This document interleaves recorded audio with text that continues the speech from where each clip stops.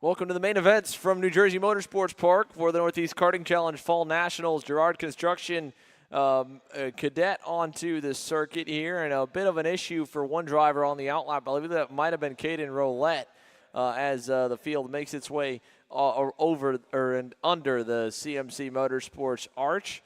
Now with one wet session under them, let's see if Max McCarron can make his way to another flag-to-flag victory. They're going to get waved off here on this first attempt at the start, as they're going to give the opportunity, hopefully, for Caden to get fired back up. We saw him have a couple spins in that pre-final.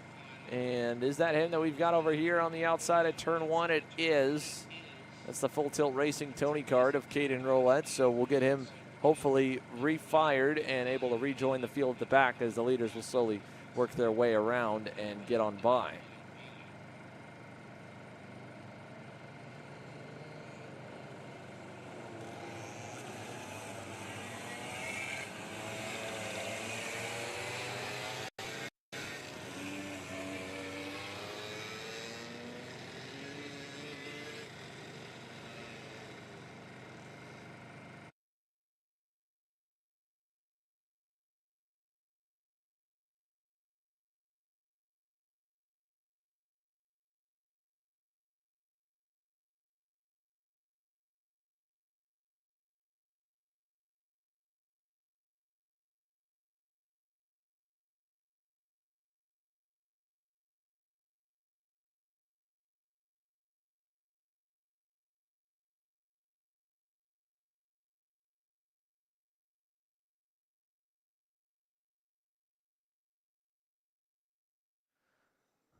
All right, so Gerard Construction Cadet going to try attempt number two. We've been able to get Caden Roulette back rolling and good. They'll make their way out of the Vanderstur Racing hairpin. Max McCarron and Thomas Crispin Jr., the front row, trying to get us back underway, and or at least underway for the first time, but a clean start for them as they'll head under the CMC Motorsports arch and get set for green. The first of our 8 classes here this afternoon. 16 minutes plus 2 laps for the main event distance as they come onto the front straightaway.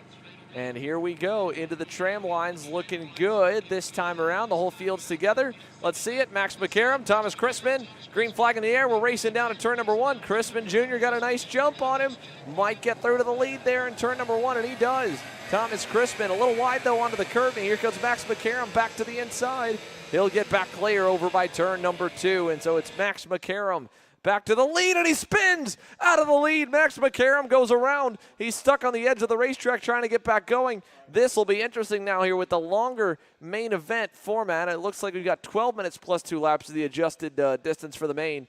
For the fastest driver by a long shot in the pre-final. Can he drive all the way back up the grid here, or will it be a Full Tilt Racing 1-2 as Thomas Crispin leads us out of there with Max Mitev right behind him down that Bolton Motorsports back straightaway. Let's keep an eye on this when we go side by side and get some intel from pit lane after that crazy Tag Senior pre-final. Mateo? I'm here with Brenna Schubert right now. She got P4 in class, P5 overall. Gained some spots there, and honestly had some pretty solid pace for being in the rain after running dry all weekend. How'd you feel about that performance, Brenna? Yeah, I felt really good. We started 13th. We actually went out on old rain tires, so hopefully we can have even better pace on new ones in the final. If it stays wet, I'm hoping for that. So this is my first time on like a full wet track on this track. So yeah, really happy with that performance. Well, she will be starting that final on that second row there in that class, so she's going to be looking to upgrade her position as she puts on some new wet tires. Back up to you, Xander. Thanks, Mateo. There you go. Hoping for new sticker wets if it stays wet, and it looks like it will. Again, the rain just falling enough to kind of keep the track nice and soaked at the moment. Max Mitev all the while pressuring Thomas Crispin. Your update on Max McCarron. He's 7 seconds back. Michael Alio and Caden Roulette kind of came together on that opening lap colliding, so that hurt them as they go up to the Vanderstur Racing hairpin. These two, first and second. George Zeminski had a good run going in that pre-final, then spun on the final lap. Got back up a couple spots already here in this main event. He's up to third, 3 on the net gain. Kristen and Lewis Thomasian are in 4th and 5th, and then it's Max McCarron back in the 6th spot. So while first and second run here, if we go back about 7 seconds, we'll pick up where Max McCarron currently runs and see his progress at the moment on that U-Race livery Parolin. So it looks like he's already gotten around Lewis Thomasien. That puts him up to 5th. Next up will be Kristen Thomasien in the 77. And Max McCarron, again, was the fastest driver in the pre-final, dominated the race, drove away to a massive margin of victory with 9 minutes plus 2 laps on the clock. That should be plenty of time at the speed he had to get all the way back up to the leaders, and what was starting to be or expected to be a bit more of a anticlimactic end to what's been a good weekend in Girard Construction Cadet here, Taylor. This could be very interesting to watch the fastest driver try to work his way forward, as here he goes on the 77, going to go to the outside to the dog leg, back to the inside to the dog leg there, while the leaders head down the front stretch. They're already catching lap traffic with Caden Roulette, who spins in front of them. Man, was that tight here. There are battles all around. They are battles all around. A close call for your race leader of Thomas Chrisman, as he had to avoid the lap traffic as they climb up the hill. But like you said, for the driver of Max McCarron, he is definitely a man on the charge trying to get his way back up into the podium positions here. There we see a couple of karts coming up. That's George Zeminski and Christian Thomason, who are battling for that 3rd spot. As for Michael Elio and Caitlin Roulette, they are off the track once again. So, yeah, not good news for them to go off the racetrack for the 2nd time already here in just as many laps. As they go through the chicane over to that infield section in the CMC Motorsports back sector. There is Chrisman sliding sideways a little bit. Still has avoided everything, has held the lead. Behind him again, Max Maitev keeping it nice and close. About a couple car lengths back, and then for Max McCarron driving forward on that Team Ferris Racing Parolin. He's already by. Again, we saw him getting by Kristen Thomason at the line, so he should be safely 3rd. Look at that, sideways for Thomas Chrisman up and over the curbing on the runoff area for 1st and 2nd here. 3rd by himself is George Zeminski, and then a little bit back, about 2 seconds, we'll find Max McCarron. Watching the field, the drivers work their way across, out of the dog leg, across start-finish line. We're watching Max Maitev work his way up to the full tilt racing turn number 1. Tries to see if he can get a little bit closer to the back bumper of his teammate. Not close enough. I think right now is just the time to just log some laps, continue to pull away, as Max McCarron is now closing into the back bumper of Christian Thomason, who for that 4th position, he's now actually moved up to P3 last time by. Yeah, he was able to get by Kristen Thomason down by turn number 1. He's at the fastest lap of the race last time by.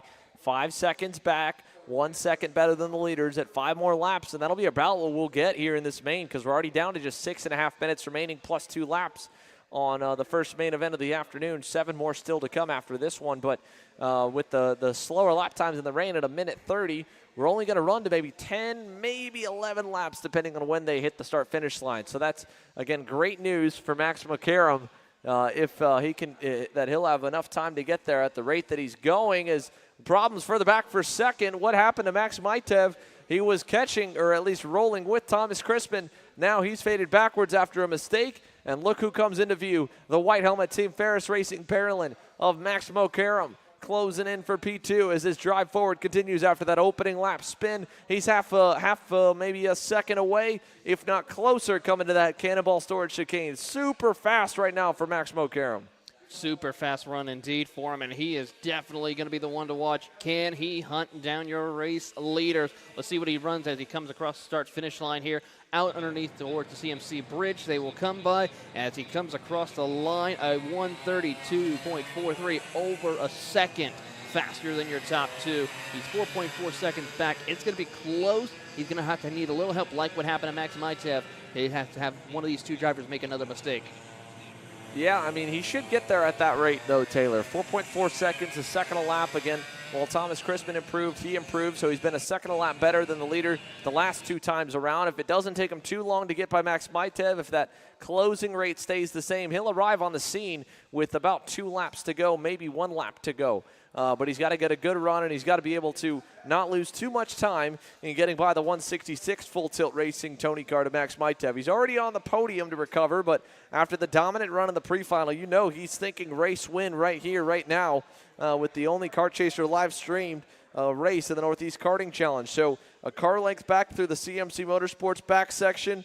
They're coming up on the lap traffic. That's Michael Alio I believe, in the 144, if not Caden Roulette. And there it is. There's the pass. McCarron through. No. Crossover. Coming back on him is Max Maitev back to the inside. Beautiful crossover by Max Maitev to get into that second spot. And once again, as they head down, here he'll look to the inside. He'll give a little hand gesture and then complete the pass down there by the Cannonball Storage chicanes and continues on his way. That might cost him a little bit of time, but he is still going to be on the charge as he starts to pull away from Max Maitev. Yeah. Crossover answered with a crossover there from Max McCarron.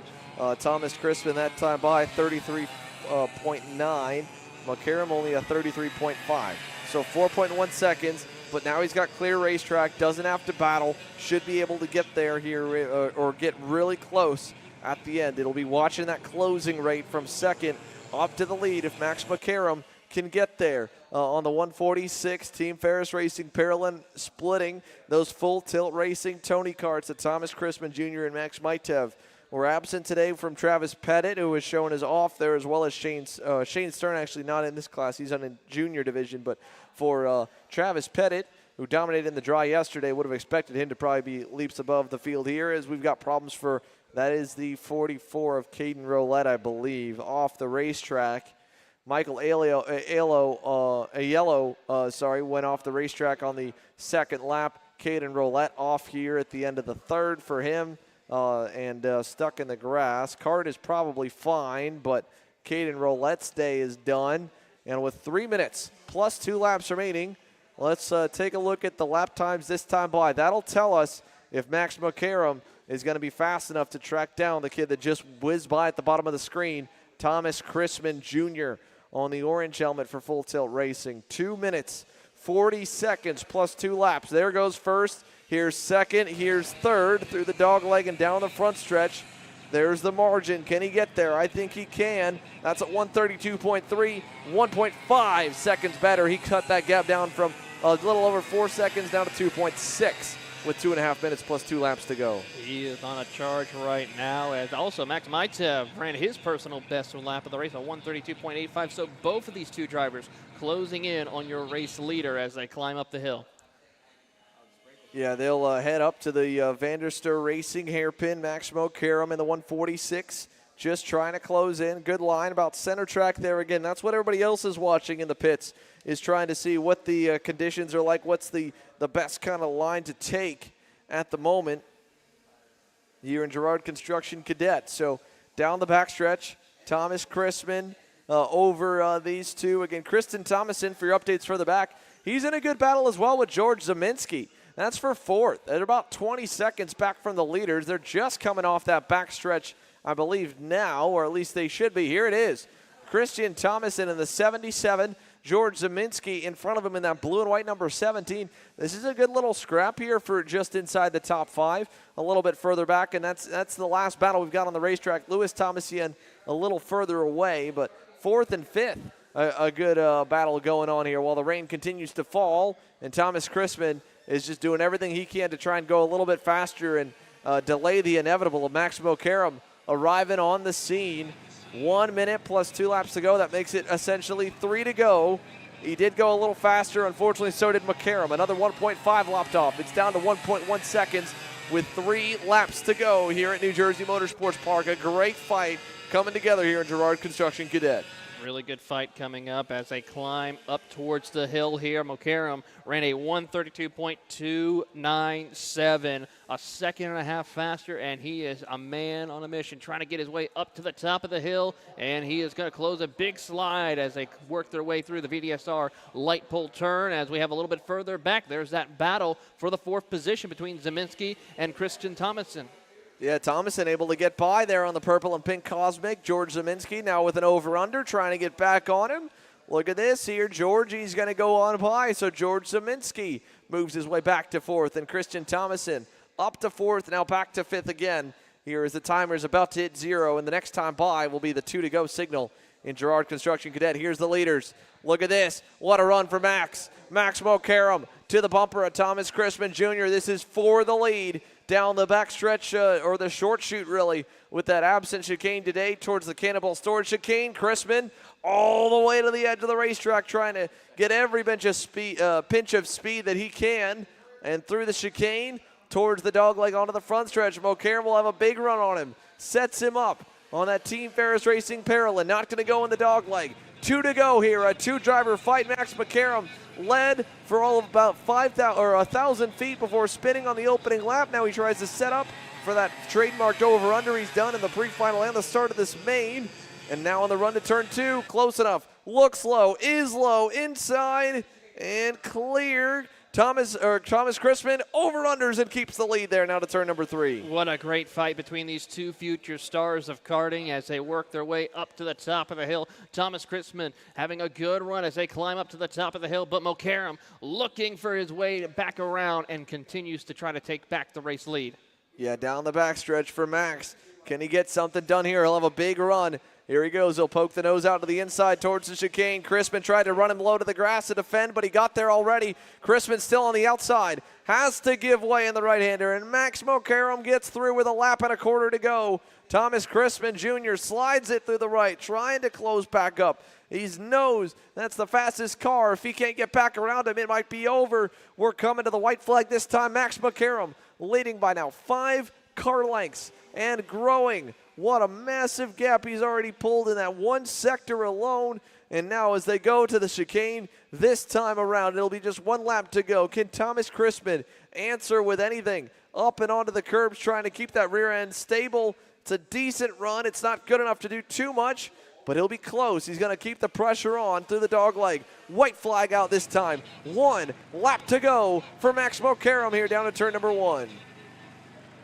Great and stellar drive by Max McCarron to spin out on the first lap and find his way back up to the race lead before taking the white flag. Is a stellar drive for him as he works his way over through the second half or the first half of the course, now climbing up to the VDSR Racing top of the hill at the here as they work their way through turn 3. Great drive, and he's pulling away even more. Last time by a second faster than second place of Thomas Crispin. Yeah, now the rain continuing to fall here. That's what's kind of slowed the lap times down a little bit. Added some more slippery conditions. Final time on the backstretch here. Max McCarron's going to catch lap traffic. That's the 44 of Caden Roulette. He's able to get through. Crispin close. Wow, did he really get right near the rear bumper of his Full Tilt Racing teammate.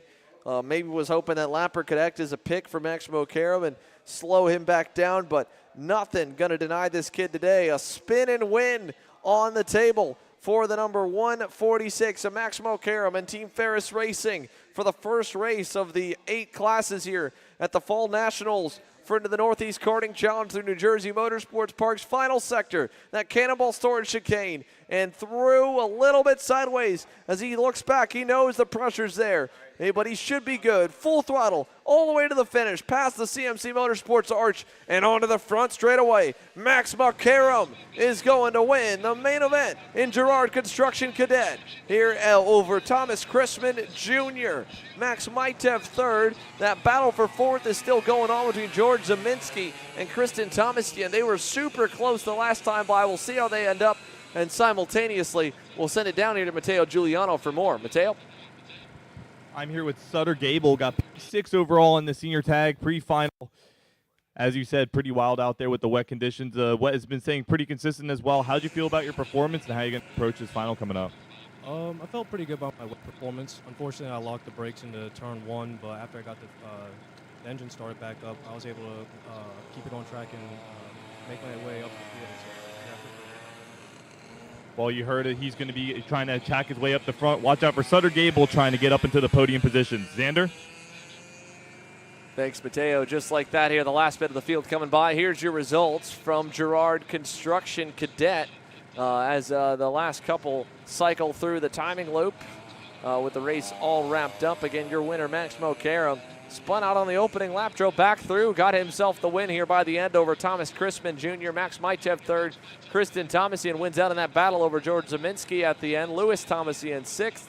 Caden Roulette and Michael Aleo unable to finish at the end of it all. But that's how they ended up for the Northeast Karting Challenge's first of 8 mains. 7 still to come. When we come back from this, don't go anywhere. You're watching Kart Chasers coverage of the Northeast Karting Challenge.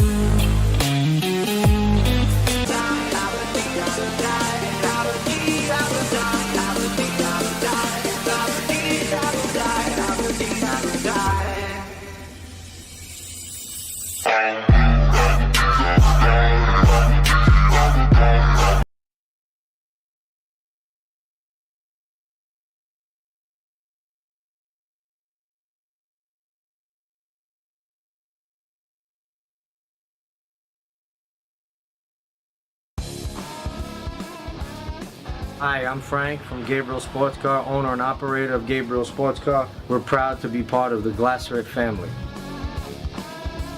We're capable of doing everything from a rotisserie restoration to painting. All things are possible here with Glasseret products and Gabriel Sports Car's knowledge. When we're done with your vehicle, with the Glasseret products and the passion that we have, it'll look better than showroom condition.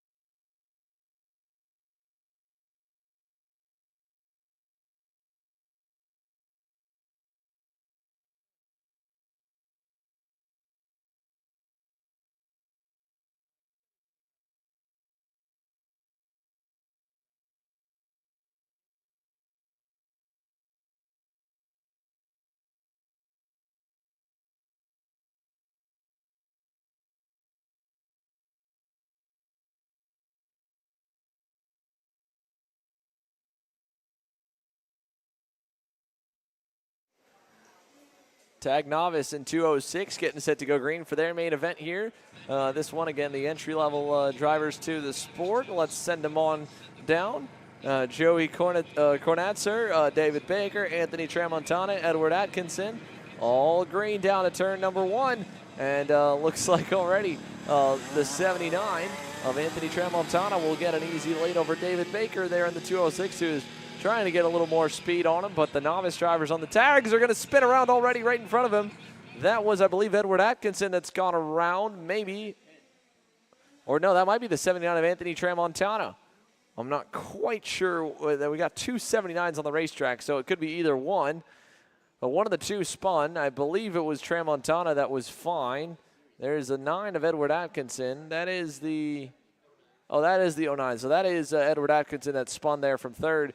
Joey Kornatzer now moves up into the third. Atkinson back to fourth. Anthony Tramontana, the leader. David Baker into second in the 12 minutes plus 2 laps main event here for Tag Novice in 206, presented by Full Tilt Racing.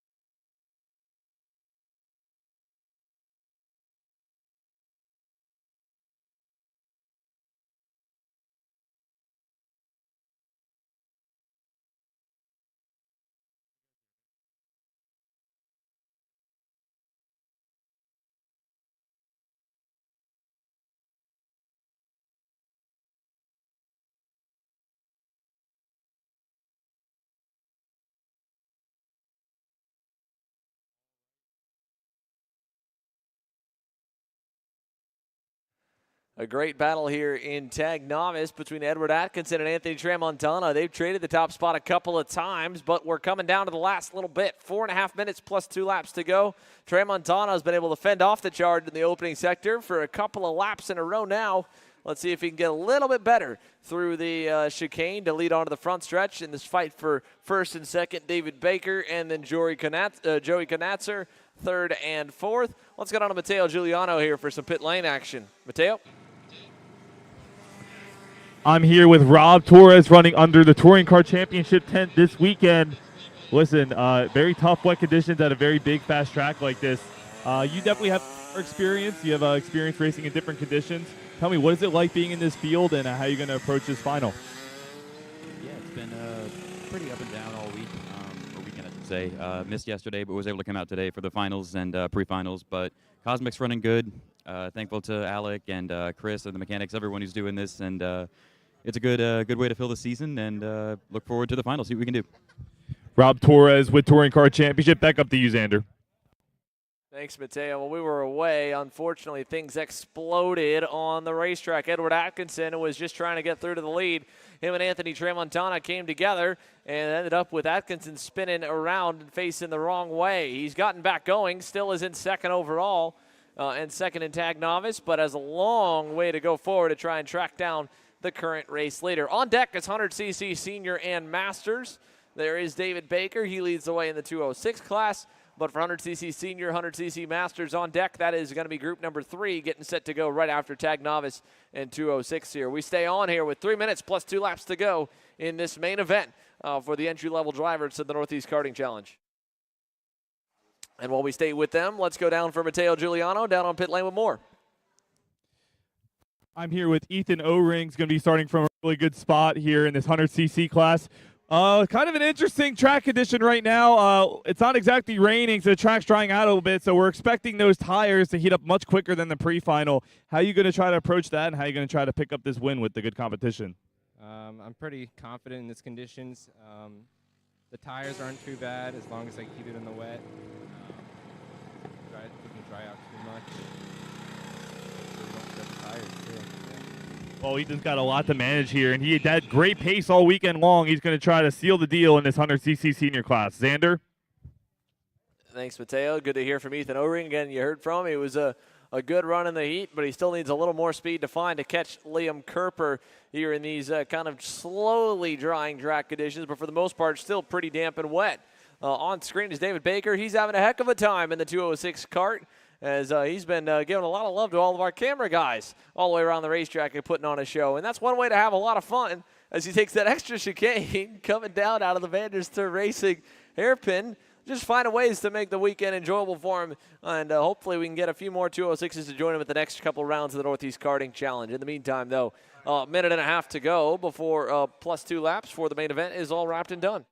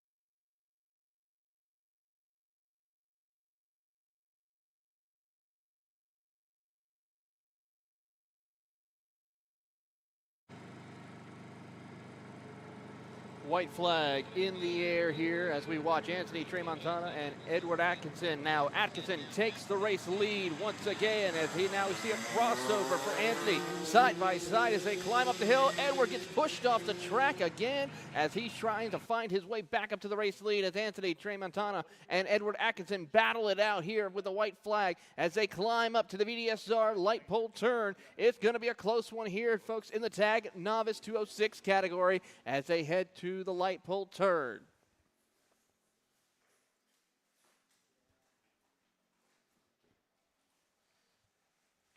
Field now working their way down the Bolton Motorsports back straightaway here, and it's going to be close here. Can we see Edward Atkinson Edward Atkinson trying to find his way back up to the race lead here. He's going to have a little bit of a fight, though, as Anthony Tramontana holds strong as they head through the CMC Motorsports back section of the course. Working their way through. It's going to be a little bit of a fight as now we see Edward Atkinson try to look to the inside. Not close enough to make things work. He'll have to gather it back up, but not enough time left for him as he works his way around.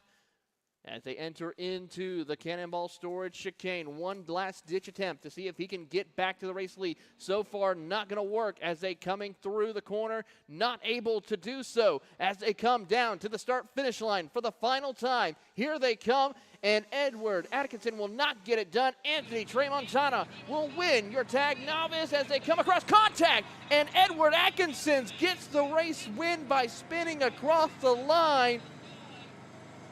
What a finish right here, ladies and gentlemen, as they continue to put on a show for us here in the tag novice 206. We'll wait for third place finisher David Baker to come around, who put on a little bit of a show for us here while we had the moments in between the race. As here comes David Baker coming his way around the circuit. He should be momentarily, as here he comes. He's going to have a little fun and spin it around across the start-finish line. Congratulations. There's your podium finishers as we send it on down to Mateo. I'm here with the Masters winner, Jeff Clyde. This one must feel really good. I've been seeing you run for years, and this day's been coming for a long time. How did it feel to be out there in the wet? And the conditions are changing, so handicapping for a final, but how do you feel right now? I feel good about the pre-final. I'm a little nervous about the final. It looks like the conditions are drying out a little bit, and I actually wouldn't mind just a little bit of rain. I'm set up for a full rain setup, and it would be a lot of work to change things over. Well, Jeff Clyde is looking for another system to come in to try to hang on and possibly take an overall win in the Masters class this weekend under the Fulcrum tent. Great job, Jeff. Back up to you, Xander. Thank you very much, Mateo. As we get ready for some more action, we're going to take a quick moment to get ready for our next category, the 100cc Senior and Masters. Up on grid next.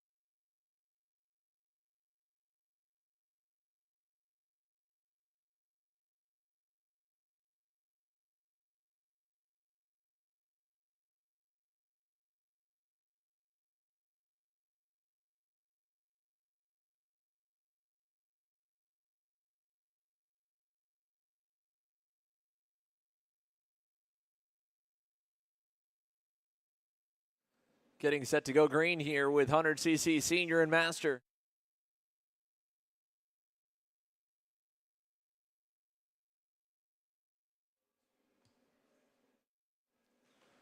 For 100cc Senior and Master, it's Liam Kerper on the inside, Ethan O-Ring on the outside as the field rounds its way under the CMC Motorsports arch for the 12 minutes plus 2 laps main event. We saw again Kerper's been kind of the guy to beat all race long, and as they head through to make their way towards turn number 1, let's see if we can get a clean start down to the first corner. We can. We're green and away. Good start for Liam Kerper on the inside. O-Ring ripping the high side, is going to get a big run, and they're side by side behind him. Brian Daniele will get away with a nice little jump there into third. And look at this, O-Ring off the bat sends it on Kerper a little bit too hard. Kerper back around him on the inside and outside, and now he's able to get through. So Ethan O-Ring up into second, closing in on Liam Kerper as they head up the hill. The Vanderstur Racing hairpin. Brian Daniele third, Chris Harrower fourth. Fifth off the bat looks to be Alex Jelnick. Everybody else is safe. There's a pass made by Gallo Barros. He gets by one more spot as they rocket down that Bolton Motorsports back straight away. So a good jump for Liam Kerper at the moment as they go to the left-right chicane.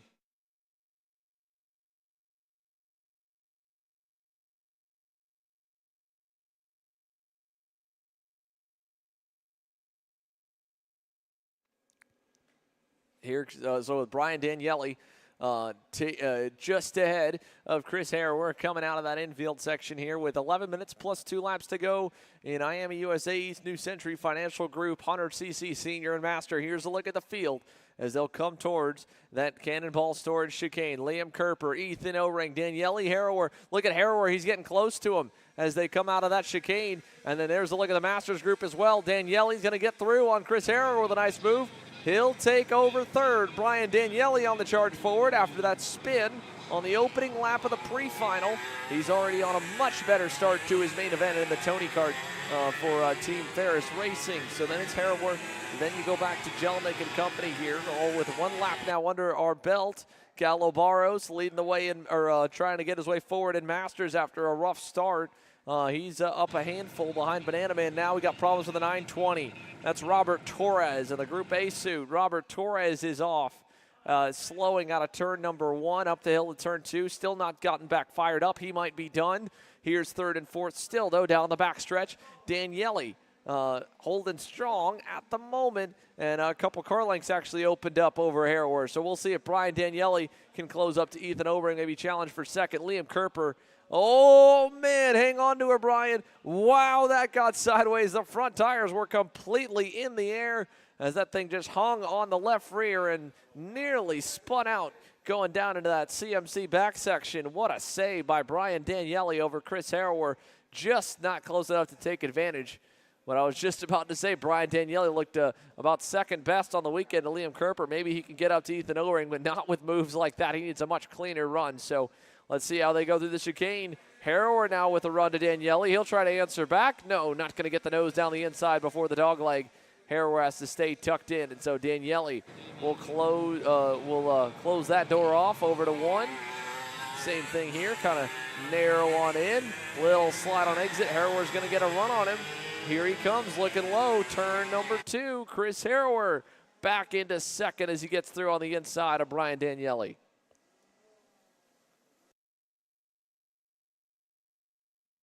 And the battle continues to rage on. What a good fight there for third. Daniele back to fourth. Now Harrower retaking the spot away as they come out of the VDSR hairpin and down that back stretch we go.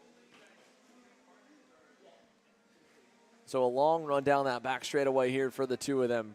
Chris Harrower about 4 car lengths now up on Daniele, kind of a reverse of a lap ago with that good launch out of the infield hairpin. Let's pick up some of the front runners here. Here's an update. Ethan O-Ring last time by on his second lap. First really at full speed, 128.799. That was about 8/10 off the lead, so not fast enough at the moment to maybe take home the win. Still looking pretty good to potentially get second is Ethan O-Ring as he jumps on the curbing there. And they'll come to the Cannonball Storage chicane with everybody still chasing that Mike Doty Racing LN cart, or Phil Tult Racing, LN cart of Liam Kerper. Double duty today, top 5 to top 10 in the tag senior class. Dominant in 100cc senior. So Liam Kerper still doing a fine job out front, and he opened that gap up another 1/10 of a second on O-ring that time. 27.5 to a 127.6. Look at this Daniele slide job, turn 1. The battle for third continues. He gets around Harrower this time with no answer from Harrower back in turn number 2. Chris is actually going to prove me wrong. Wow, late move to get down to the inside, and he gets around Daniele. Daniele stayed on the outside to look for grip, and he stayed out wide a little bit too long. Chris Harrower moves back up into third. So a great move, heads up driving, and Chris Harrower has fended off every charge from Daniele, and there have been multiple already in just the first half of this New Century Financial Group 100cc Miami Senior and Master main event. And further back on the rest of the pack, it's all spread apart, so you're not missing too much. Alex Jelnick runs in the 5th spot. Paul Martins in 6th. Wayne Whitson Jr. in 7th. Wayne Whitson Jr. leads the way right now in Masters by about 3.5 seconds over Gallo Barros. So there's a look, I believe, at Wayne, if not Paul Martins there. Further back, they're all kind of just all by their lonesome. Gallo, we saw him in good spirits after the pre-final, but just not a good start to the main. He's got a lot of work to do to try and get himself back forward, as we'll come to the line to put 4 complete. Hit that halfway marker, 6 minutes in, 6 minutes plus 2 laps to go here in the 12 minutes plus 2 laps main events for the Northeast Karting Challenge Fall Nationals. Chris Harrower, Daniele on screen. Trading blows have cost them both about 4 seconds up the road to Ethan O-Ring. He should be pretty safe there in second if nothing else changes.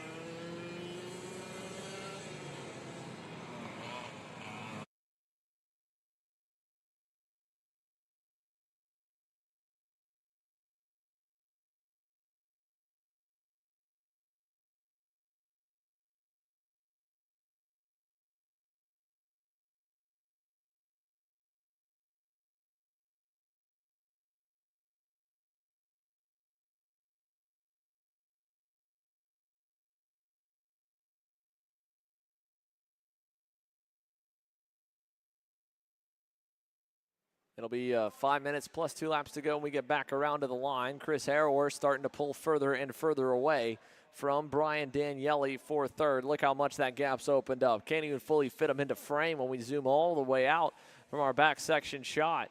So Brian Daniele's lead, or his speed early, kind of subsiding. On the flip side, look at this. For the lead, Ethan O-Ring. Back up to Liam Kerper. He's starting to make up some time. He just set the fastest lap of the race last time by, 1.9 seconds away, 1/10 better. Now he needs more per lap to get there. That was the first bit of improvement that we've seen out of the 945 compared to the leader. First time we've seen in the all day today anyone go faster actually than Liam Kerper in 100cc junior. So maybe Ethan O-Ring's found a little bit more, maybe found his stride in general as we close in on the second half of this main event here. This is, again, Group 3 for those of you watching along at home and online. The remainder groups will be set to go with Tag Junior currently next up. Then it'll be NSW Mechanical Shifter, followed by your 100cc Juniors, and then the final 2 classes with full grids, Tag Master and Tag Senior. But in 100cc Senior, Liam Kerper has a little more of a challenge, maybe, coming his way in the closing stages if his pace doesn't go back to being number 1 on the lap charts. Out of the back section, they'll come towards that cannonball storage chicane, and it's all about the 944's gap back to that guy, the 945 of Ethan O-Ring. We'll get a better look this time. I wouldn't say the gap's gotten any bigger. I don't know if it's gotten a whole lot smaller. We're going to find out at the line, because the stopwatch does not lie. So 3 minutes plus 2 laps to go. Kerper across the line. That time, 126.1, 126.3 for Ethan O-Ring. The track's definitely drying up, but he's definitely not making up any ground. That had that one good lap. Hasn't made up any, with that 2/10 loss that time, Taylor.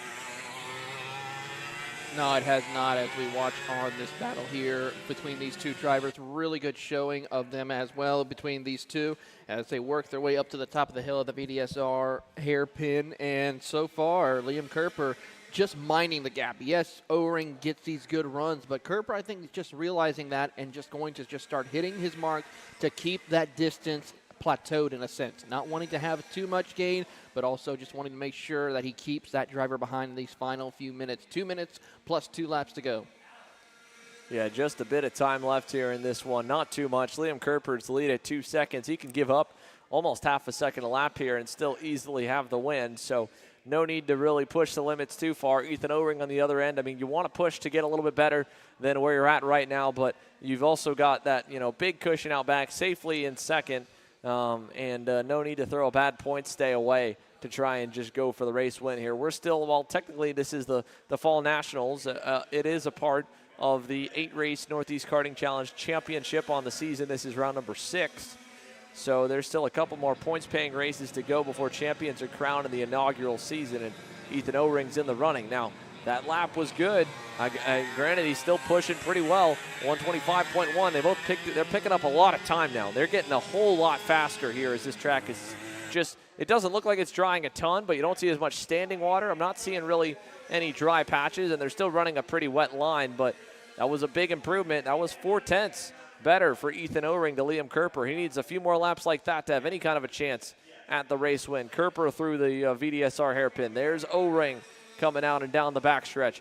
This time by, it'll be just 3 laps to go, though. He's got to lop off probably 7-8 a lap. That's a huge ask of any driver, Taylor, to go 8 better than a race leader. And not only that, but also in these rain conditions, it could be possible if Kerper makes a mistake, but due to the fact that he has been so consistent lap after lap, it is going to be a tall order for Ethan O-Ring to go and hunt down your race leader here in just about a minute and 2 laps. We'll see if he can get there here. 45 seconds to go while he tries to hunt him down. Here's your update on the last man currently set to stand on the podium, Chris Harrower. Man, has he had a weekend here with highs and lows of almost every kind, including even some damage in that tag senior final. But at least now here in 100cc senior, he looks pretty safe and set there in third.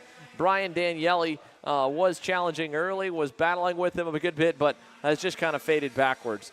With 20 seconds to go, we'll actually make this 4 to go. That's good news for Ethan O-Ring. He picked up another 0.4 of a second last time. We're down to 1.3. We're looking at a potential battle for the lead, and we're also looking ahead as Tag Junior's on the grid with Mateo. I'm here with Casey Mosley, currently sitting on the grid. P6 on the grid here. The track conditions are changing, so the tires are definitely going to heat up much quicker. How are you going to approach this start, and where would you like to finish today? I would like to be on the Rotax podium, but I made a few mistakes in the last heat, but hopefully we can make it back up. You heard that, and then I'm also going to get a quick word with Luke Fedowitz one more time here. Luke, we're here on the grid. You're starting in a pretty decent spot. Like I've been saying, this track condition is going to change so much. It could rain, it could stay dry. How are you going to try to approach this start, and how are you feeling right now? I think it's going to be almost the same as the last session. The track, you're right, is getting better. So I'm just going to try and learn from the guys ahead of me, get used to the conditions early and try and go from there. You heard it. That's 2 drivers that are going to be starting on the second and third row of the grid. Tag Junior, back up to you guys. Thanks, Mateo. Here's a look at second and first. As they said, the track's getting quicker. Ethan O-Ring is definitely getting quicker. Coming to 2 to go this time by. Timer's at 0. The gap is down to less than a second. So for another race in a row, we're staring down a 2-man battle for the lead at the very end. It was Max McCarron working his way all the way up to the front over Thomas Chrisman in that cadet race. It was a crazy battle to end that tag novice race as well, Taylor. And now for the 3rd race in a row, 3 for 3 betting 1,000 on 2-lap duels here in the mains. We've got one brewing as Ethan O-Ring was half a second better than Liam Kerper last time by. And closing, hit 0.7 of a second, and he has really dropped the hammer here in these 2 laps. Let's see if he can try to find his way to the back bumper of Liam Kerper as they head down the Bolton Motorsports back straightaway into the CMC back section. And so far, Kerper stretched it out by a couple of kart lanes as they head down into the braking zone. Not able to make anything work just yet. Ethan O-Ring has to try to find a different, but there is some lap traffic up ahead. It could change the dynamics of this race as they head towards the Cannonball Storage chicanes.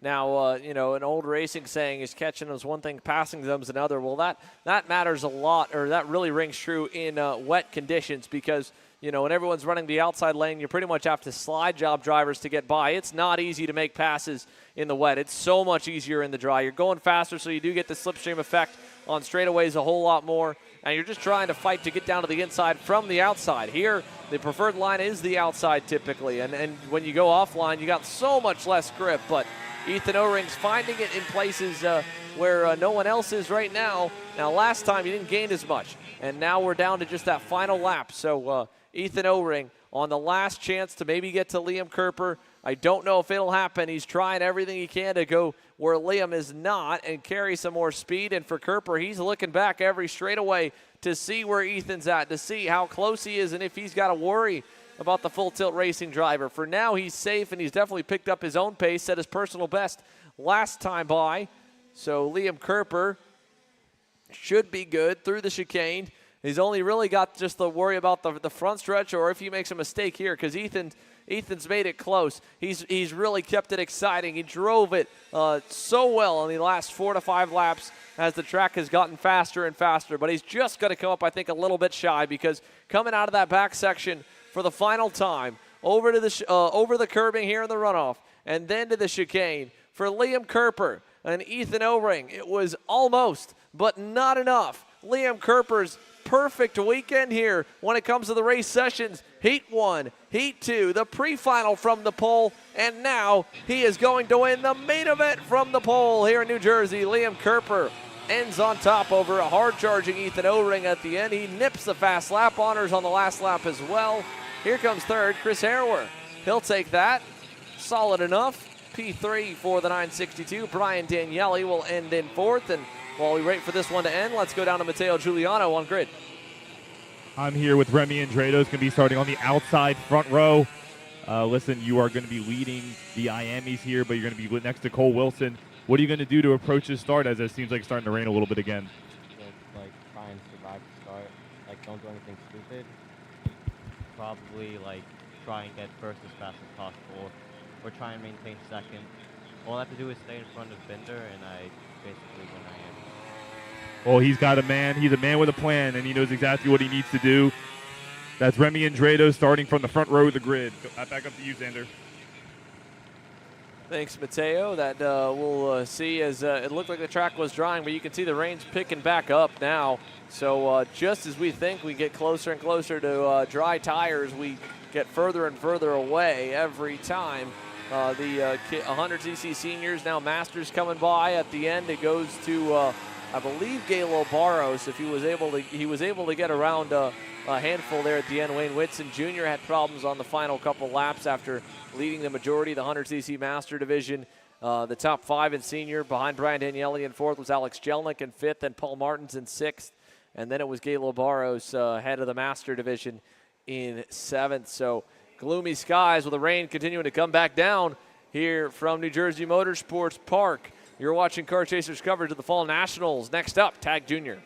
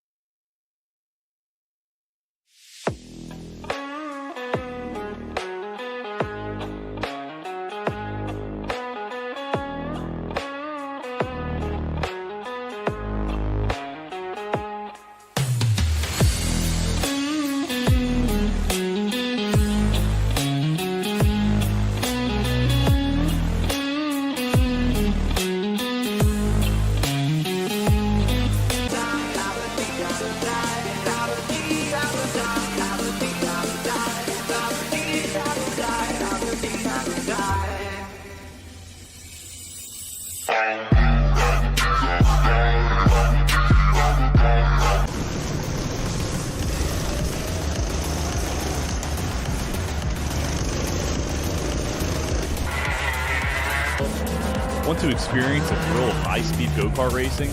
Well, we got you covered, because here at Full Tilt Racing, we provide racing opportunities all the way from outings racing our rental karts to our high-performance competition racing karts. We offer track support at Northeast Karting Challenge events, as well as other high-level races around the country. Visit our website and reach out to get on track now.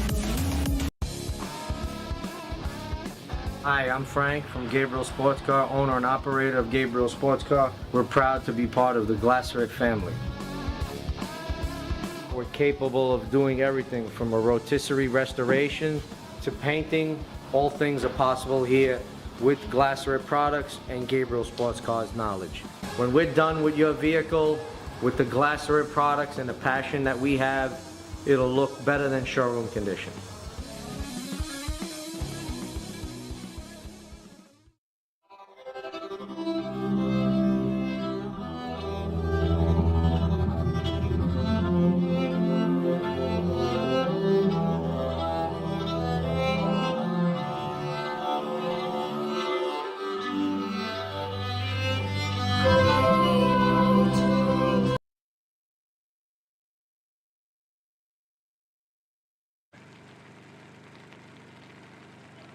Coming to green and Tag Junior here as the rain continues to fall, and we are away with a good start for Cole Wilson over Remy Andretos down to turn number 1. Everybody slipping and sliding as the track was drying for quite a bit, and now the rain has come back, and we are back to wet racing down to turn number 2. Look at Remy all the way down on the inside in the second corner. He gets through on Cole Wilson. Wilson going to go high then low over at turn number 3.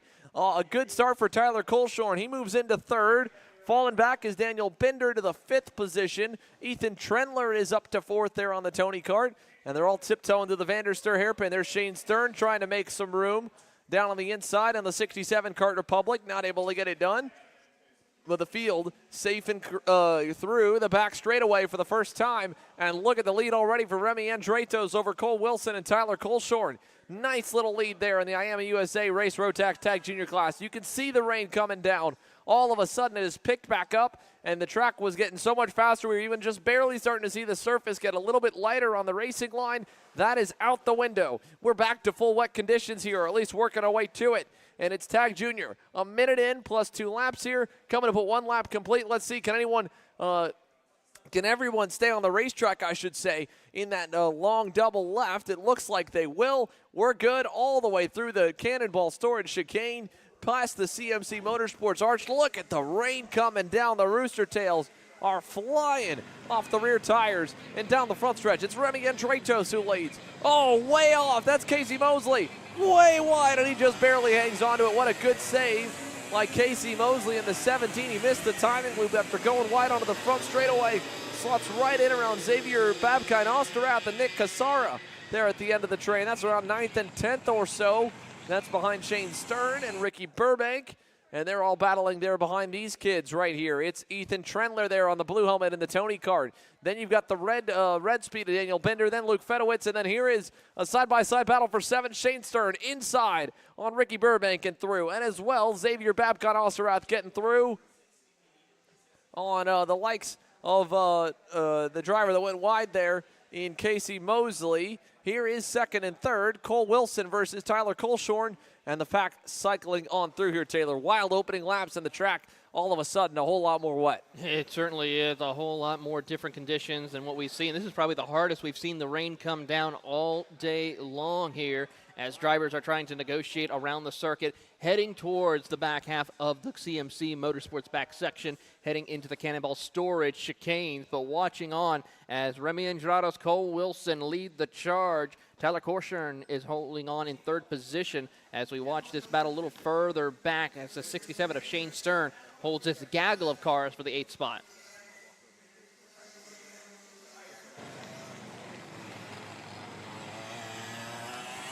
Picking up back up with the race leaders, Cole Wilson and Tyler Colshorn are battling it out for that spot as they make the way up to the top of the VDSR Racing Hill. And so far, Cole Wilson being immaculate in the rainy conditions, keeping his competitors behind as they climb up to the top of the hill. Big slide for him, though, as they come out of turn number 3.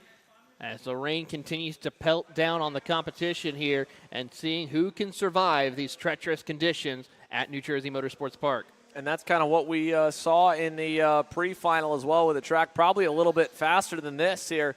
They're not going to go, I don't think, any faster than where they did earlier in the morning because we're just getting more and more wet. And that's where Cole Wilson was good. He was good as the track got a little bit more dry. He's been a little bit worse for wear as it's gotten more wet. Remy Andretos with a little more front bite in the rain, allowing him to kind of get further and further up the road. And this battle, again, it's not just 2nd overall. This is the battle for the win in the Rotax Junior class. Tyler Colshorn on the solo kart right there on Cole Wilson. applying pressure, forcing him to use every inch of the racetrack and go to the absolute limit and maybe make a mistake. And that's all Tyler Coleshorn's got to do for the next bit. If he can stay right on Cole and keep him honest for the next 7.5 minutes, those last 2 laps, then he can really duel. He doesn't need to go by him yet. It's honestly better at this point in the rut to run behind unless you're significantly faster, because you're not the one first through the corner that has to guess on braking markers. That time by Remy Andratos went a little slower than his best. Not a big improvement for Wilson or Coleshorn. They improved by about a 0.5 or so. Ethan Trendler still safely in fourth. Look at this here. This is back to Shane Stern in the number 67 Kart Republic. He's currently in the 6th position. Luke Fedowitz is the driver up the road from him. Behind him on that black helmet and the blue and yellow comp cart, that's Ricky Burbank. Those two have traded that 7th spot, or that 6th spot now, as they've all moved up one. They're technically 7th, or technically 6th, sorry. Casey Mosley is actually around 9th or 10th. He's showing down in 13th. It's because he went wide on the front stretch and missed the timing loop. So all good so far, though. Outside of that one off-track excursion has been pretty clean here in Tag Junior as we approach the halfway marker.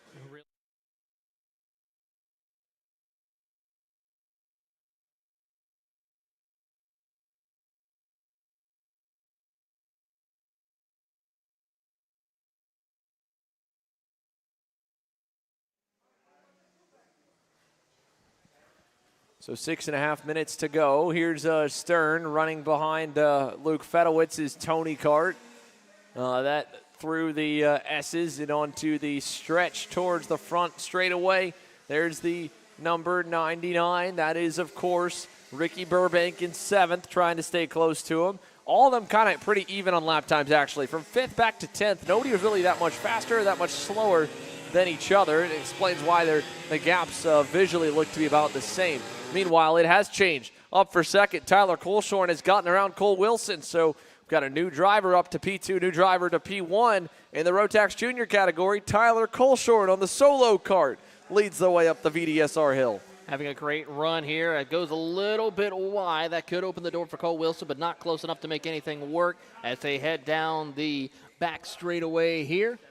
And so far, the Bolton Motorsports back straightaway showing no sign of a change of position for any time soon between these two competitors battling it out in the Rotax Junior class.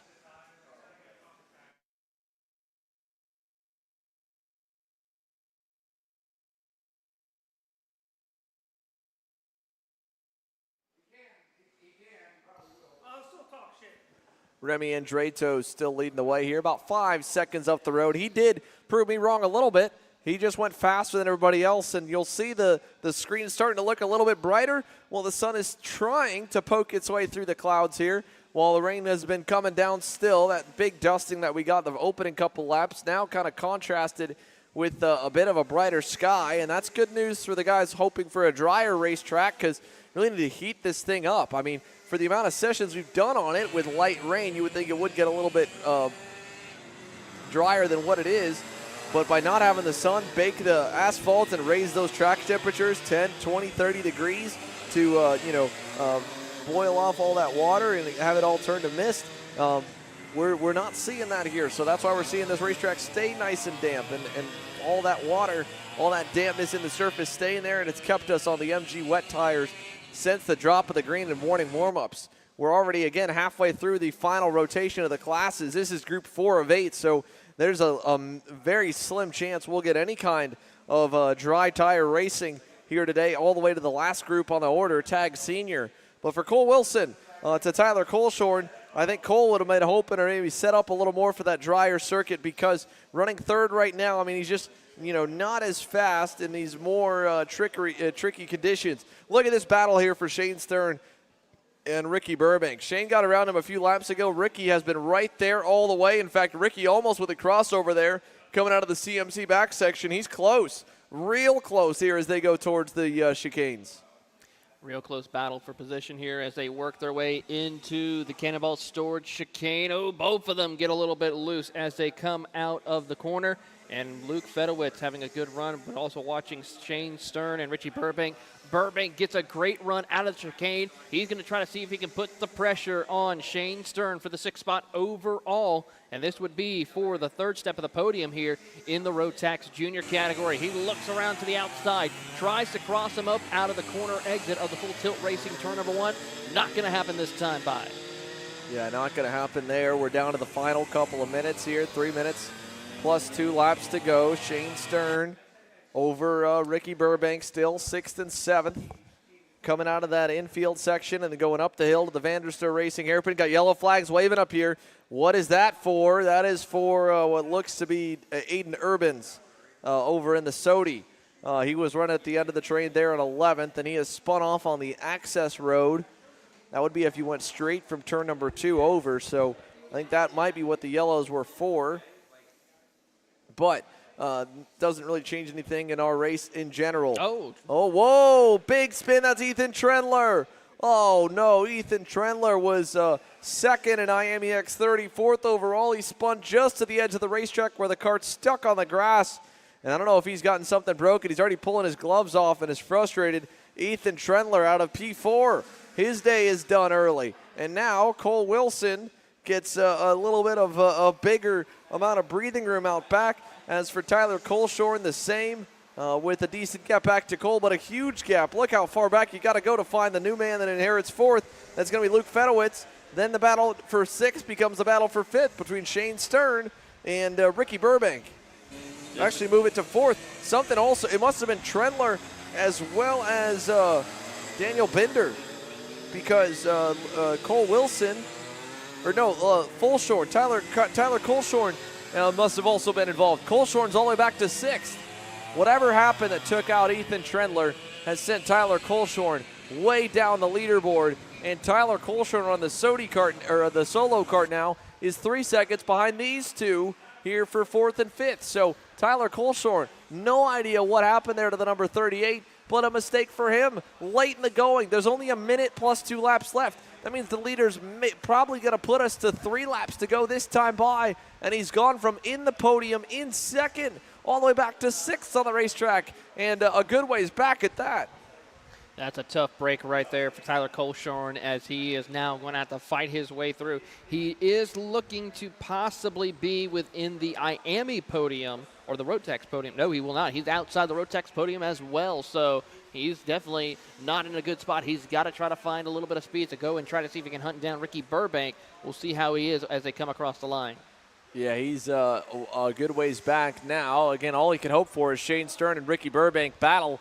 They've been close to doing it for the last couple of laps. Just hasn't quite happened yet.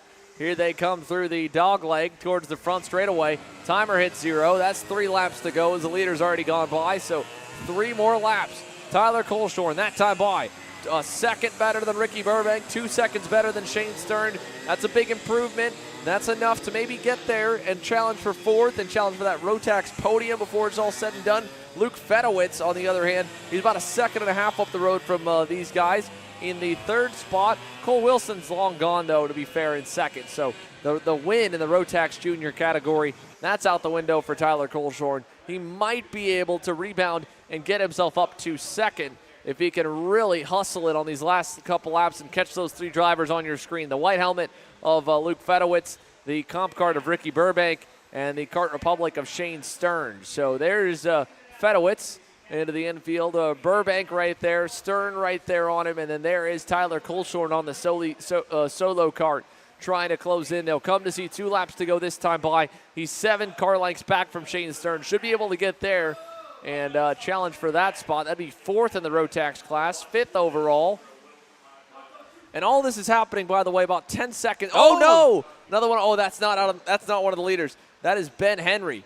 Ben Henry off the racetrack in the 353 Full Tilt Racing machine. So he was running 10th, 1 lap down, or 11th, sorry, behind Casey Mosley, who's not scored yet for that lap he missed. Here's Coleshorn working on Shane Stern, coming to 2 laps to go as Remy Andratos continues to lead. What's this going to look like down by turn 1? Here comes Coleshorn. Looking to the inside. Not enough confidence on the brakes there. He'll try the over-under, crosses underneath. Not enough juice to get up out of the corner. Shane Stern holding the spot now to turn number 2, is presented by Gabriel Sports Car.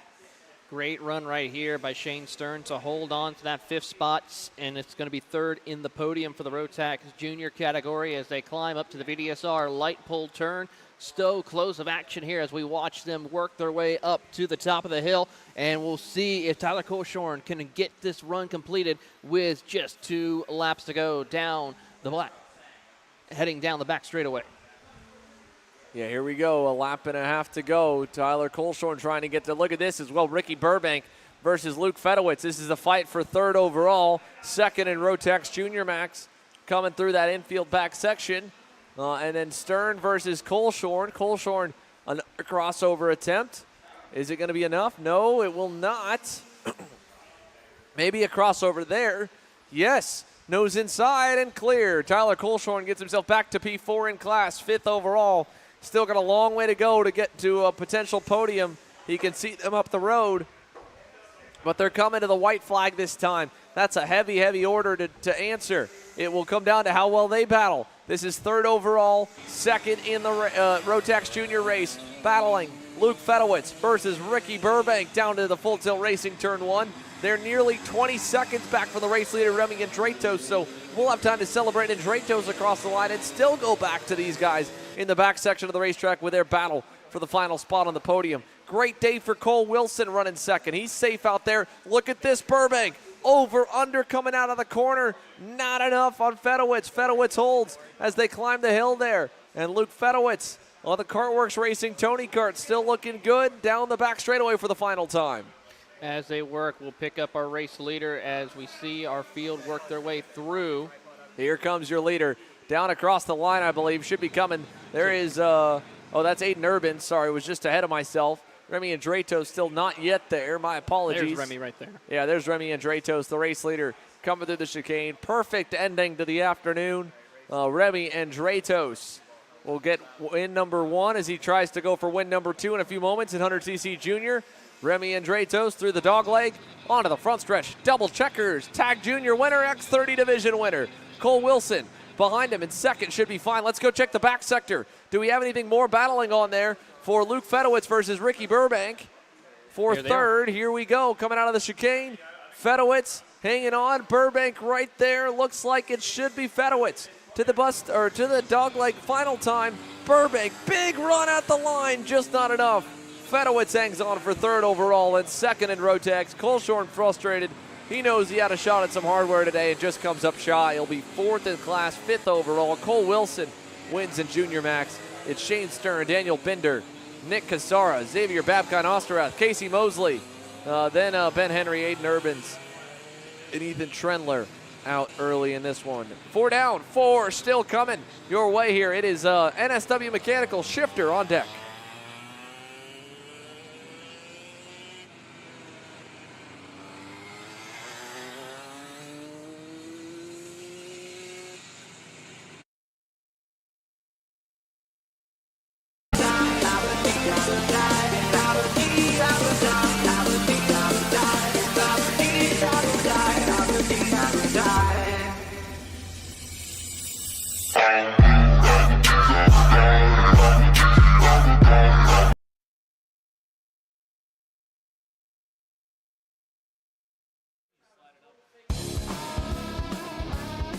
Hi, I'm Frank from Gabriel Sports Car, owner and operator of Gabriel Sports Car. We're proud to be part of the Glasseret family. We're capable of doing everything from a rotisserie restoration to painting. All things are possible here with Glasseret products and Gabriel Sports Car's knowledge. When we're done with your vehicle, with the Glasseret products and the passion that we have, it'll look better than showroom condition.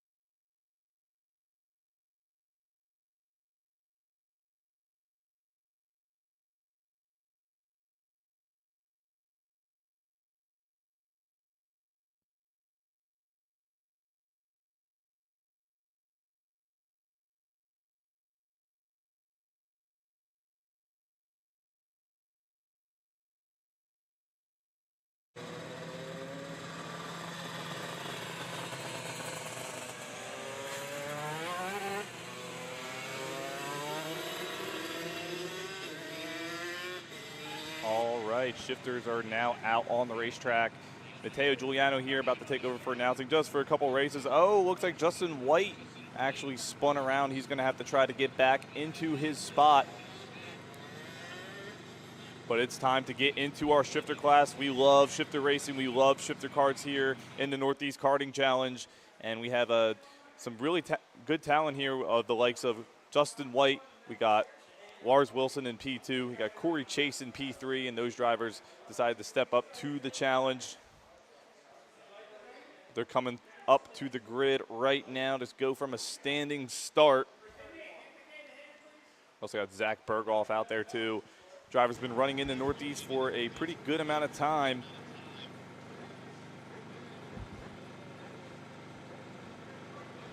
And they have a lot of experience, but Justin White has been the man to beat this weekend. Going to be waiting on that flag drop to get underway here. Time for our shifter final. Green, green, green. Lars Wilson's going to try to get a jump to try to get ahead of Justin White. But Justin White gets the whole shot, and he will go into turn number 1. And looks like Corey Chase is going to try to get up there. And Zach Berghoff's going to try to hang in there as well as we come in to the Gabriel Sports Cars turn number 2 for the first time.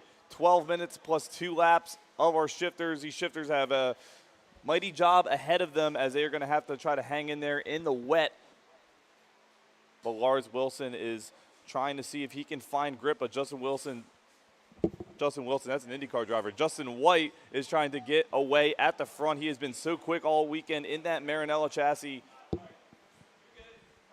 And this is one unbelievable track to run shifters at, especially when you're coming into that Boston Massacre right there. Got to shift down a couple times, even shift up once, even shift down again. So much work these drivers are putting in here, and this is just such good track time for these guys. As we're coming up through the through 90 and then through the Cannonball chicane, Justin White still your race leader, going to have just over 10 minutes when he comes to the line. It's been an awesome weekend here at the Northeast Karting Challenge. It's been an absolute pleasure to be here for the Fall Nationals. There have been races at this track for over a decade, and this track has even hosted Formula One world champion Max Verstappen back in 2009 at the World Superkart Finals. And we are still here keeping this form of racing alive as we grow into the decade. But Justin White is really strong up front. Lars Wilson's been finding some good pace this weekend, getting more experience in that shifter category.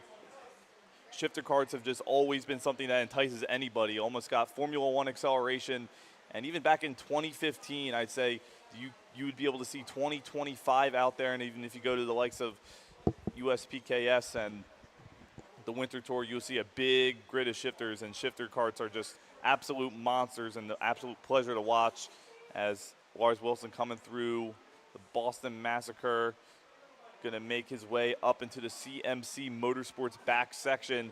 We're going to have a little 100cc junior race after this between two drivers before we get into our two finals of the afternoon, the likes of Tag Masters and Tag Senior. And definitely stick around for that. Absolute pleasure to be here on Kart Chaser this weekend as Justin White coming up through the Fulcrum front stretch. Heading into full tilt turn 1, running smooth, running clean, about 2.4 seconds faster that lap. That was very, very impressive. Just set the purple time of 1:25.874. Zach Berghoff just crossed the line as well. Shout out to him and Corey Chase for getting some laps in this weekend. Those drivers are very, very good at what they do, and they've been racing shifter karts for a number of years now.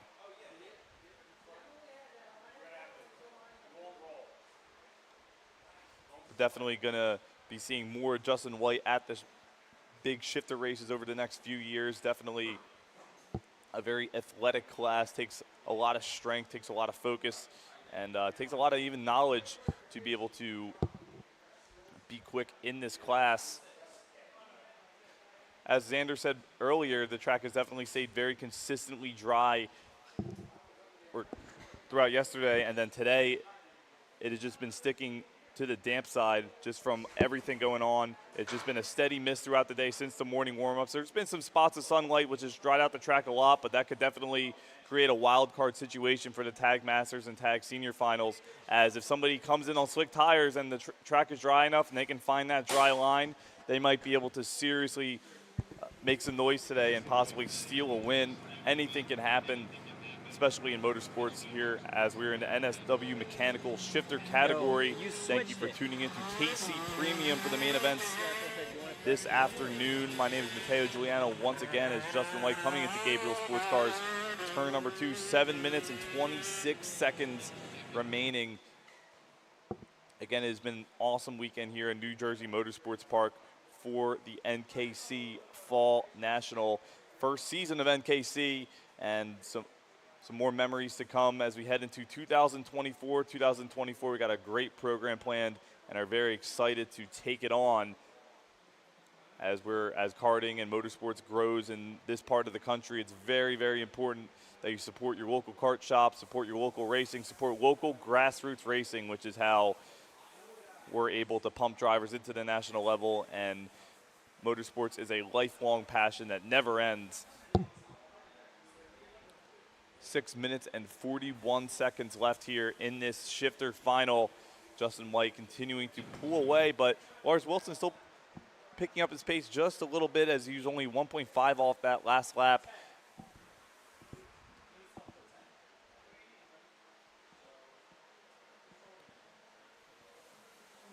And Zach Berghoff in that 312 machine has a little bit of a gap over Corey Chase. Doing very, very good, as Corey Chase has a lot of experience running here in New Jersey Motorsports Park as well.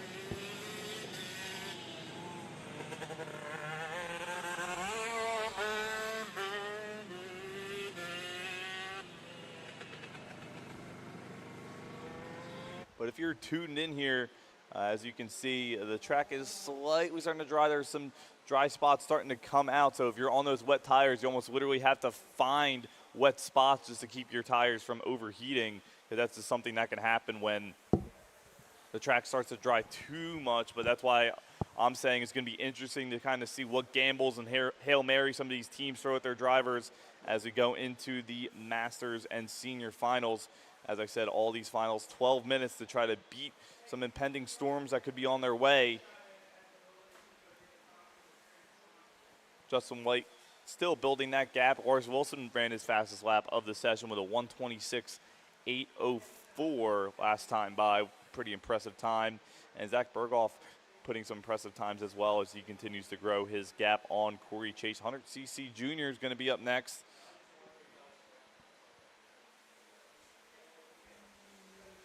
As we gear up for our 2 big finals in the Tag Masters category. Jeff Clyde was able to pick up the W earlier on.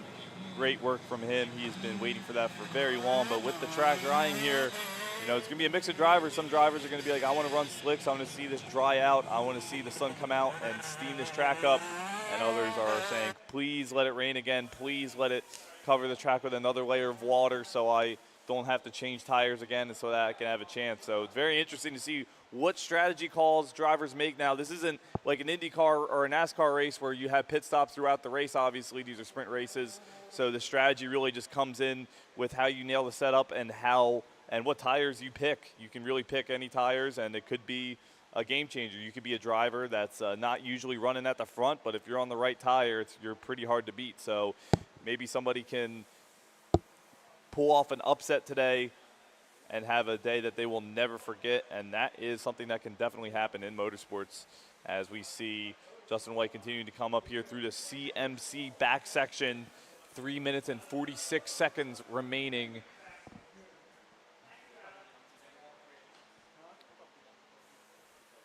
Four drivers brave the wet conditions today in this shifter category for the Northeast Karting Challenge, and Justin White getting some great laps in this weekend. He's a driver who works with the Kartworks team. Him and his father do very well, and he also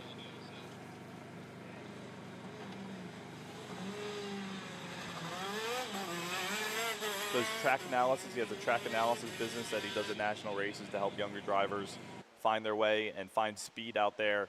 So Justin White's been very, very involved in the karting community for a number of years, and it's awesome to see him getting into some shifter karts. And there's Lars Wilson coming through. And as you can see through this first section of the track, which is also called Avenger, you can see that sun peeking out, starting to dry the track a little bit. It's going to be heating up those wet tires. Very curious to see what drivers pick going into that final race this afternoon. As you saw, he took the lightning bulb a little bit too wide there, as the gap is now up to 9.2 seconds, and we have a pretty spread out field here. But like I said, my name is Matteo Giuliano. Absolute pleasure to be here on the Kart Chaser stream as we're coming through shifter right now.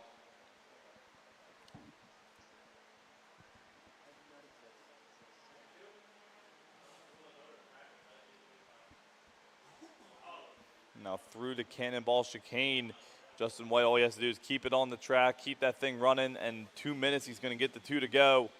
And that will wrap up what has been a near perfect weekend for Justin White. As last year in the race that was held at this circuit, he did very, very well in Tag Senior and was very, very hard to beat. And as he comes up here into the shifter category, he's going to try to take that knowledge and that passion into it, as he's a young man that has definitely helped many get into sport, and he's somebody that to keep on your radar because he is so quick and has so much experience, and he's such a good ambassador for us up here in the Northeast. And good luck to him for the rest of the season, Justin White. Now here's that 812 machine sliding going into turn number 1. He brought his buddy out. That race is modifieds, and as you've been watching the stream, he's been running in that Masters category, running an old Road Tax motor, absolutely killing it. But Zach Berghoff coming up the hill. It's like he's drifting in every single corner. But there's nothing like driving a shifter around here as he continues to build that gap on Corey Chase, as he's running some pretty solid lap times. His fastest lap is a 28.500, but last lap, Justin White, just went even faster at a 125.256.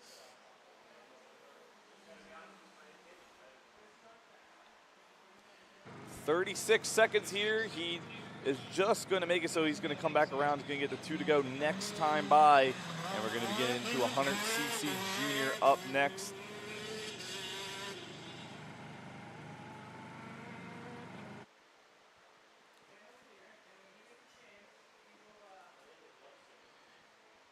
Now, as you guys have seen, Kart Chaser is going to have 4 weekends in a row of nonstop action through the month of September, so definitely tune in every single weekend, as Kart Chaser is going to have some fantastic racing from all over the country. And this is a nitty-gritty part of the karting season. A lot of drivers that that got going in about around March or April, they've learned a lot since then. They've had bad days, they've had good days, but September, it's playoff time in the NASCAR series, and it's playoff time for a lot of sports. But for karting, this is the time we can try to close in on people you have points gaps on, and you can really make some moves up the order. So definitely tune in to Kart Chaser all September long, as there'll be plenty of good racing and good action. And as you see, good finishes galore come from the sport of karting. But Justin White still doing a fantastic job as he's coming up the hill, coming up to the Cannonball Chicane, through the CMC Motorsports back section, onto the Fulcrum front stretch. Justin White has been the man to beat this weekend. But here's Lars Wilson in that Team Ferris racing cart. Great experience this weekend running shifter. Beginning to run some good times consistently in the 26s, but Justin White just clocked a 124.8, and then Lars Wilson actually just clocked in a 124.9. It's only a 10th off that time, but a little late there, as Justin White has a 12.79 second gap. Now coming down through the Bolton backstretch, shifting up through the gears. This has been a fantastic track for shifter kart racing over the years. Looks like I said back in 2015. Huge field of shifter karts. Definitely would love to see more drivers get into this program, as it will truly test you and honestly builds great drivers, teaches you patience, teaches you how to handle lots of power, and is definitely a huge workout for sure for your ribs, for your upper body. Shifter kart racing is no joke, as you guys have seen all season long. Justin White coming up through that cannonball chicane, and that Marinello chassis should get that white flag this time.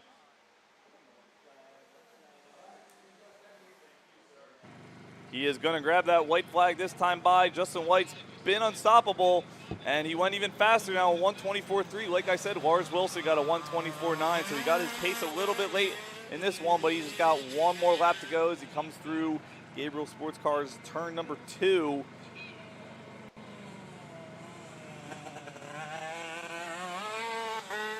Fantastic weekend in the world of motorsports here. Absolute pleasure to have Kart Chaser here at the Northeast Karting Challenge, round number 5. Fall Nationals, running the big track here at New Jersey Motorsports Park. Track's been around since the 2000s. Many greats have come through here and raced here at least once. But in terms of the tri-state area, in terms of Pennsylvania, in terms of New Jersey, in terms of New York, this is the go-kart track. Oh no!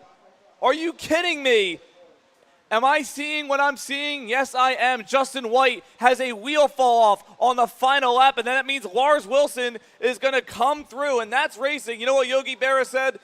It's never over till it's over, folks. He had a 12.6 second gap, and at the absolute worst time, you can still see that tire rolling there.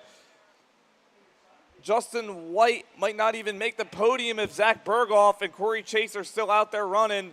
They're going to be able to pass him and sneak on there, but Lars Wilson just going to be able to coast up the hill, and Justin White is just going to have to stare at his go-kart. It's such a heartbreak. He's been running so good all weekend long, such a good pace, and Lars Wilson's going to be hyped that he's going to pick up the W unofficially. Great work from Lars Wilson. It's only his first year in shifter kart, and I think he just got his first actual win. That is very impressive stuff there. Wow, you had to keep your eyes tuned to that one until Justin White just had a wheel come off. I don't know what happened. I don't know what caused it. I don't know if it was happening slowly but surely, but Justin White just going to have to stand there in disbelief over what just transpired. But definitely watch this driver as he comes up through the ranks. He is a very quick driver. Just had some bad luck there as Corey Chase is going to come through as well. Zach Berghoff's going to get P2, so great work from him. Was able to get down to 125.9s.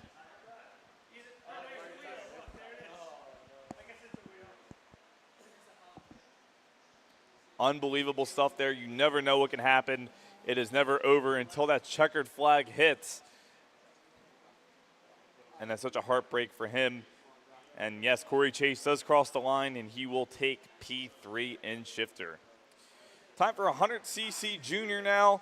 Remy Andrado's going to be in the class. Also, we have a rookie in the class as well, getting some good running. And Lars Wilson's going to burn it down and do some donuts here.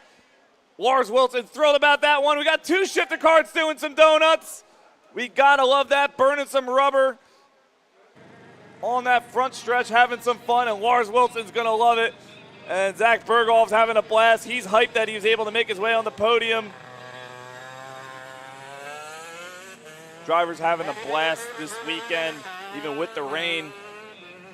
Speaking of the weather, that track looks the driest it's looked in a few hours, so it's going to be very interesting to see what happens. But we're going to take a little bit of a commercial break, and then we're going to have 100cc Junior up next, and then stay tuned for Tag Masters Tag Senior Final only on Kart Chaser Premium.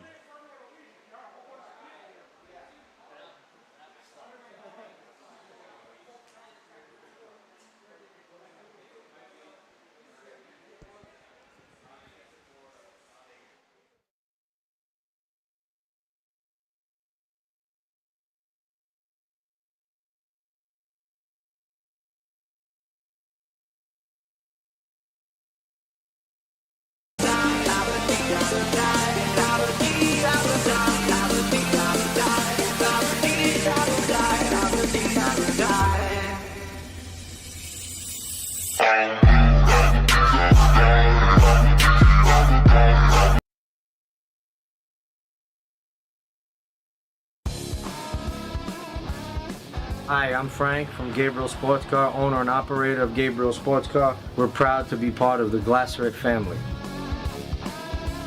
We're capable of doing everything from a rotisserie restoration to painting. All things are possible here with Glasseret products and Gabriel Sports Car's knowledge. When we're done with your vehicle, with the Glasseret products and the passion that we have, it'll look better than showroom condition.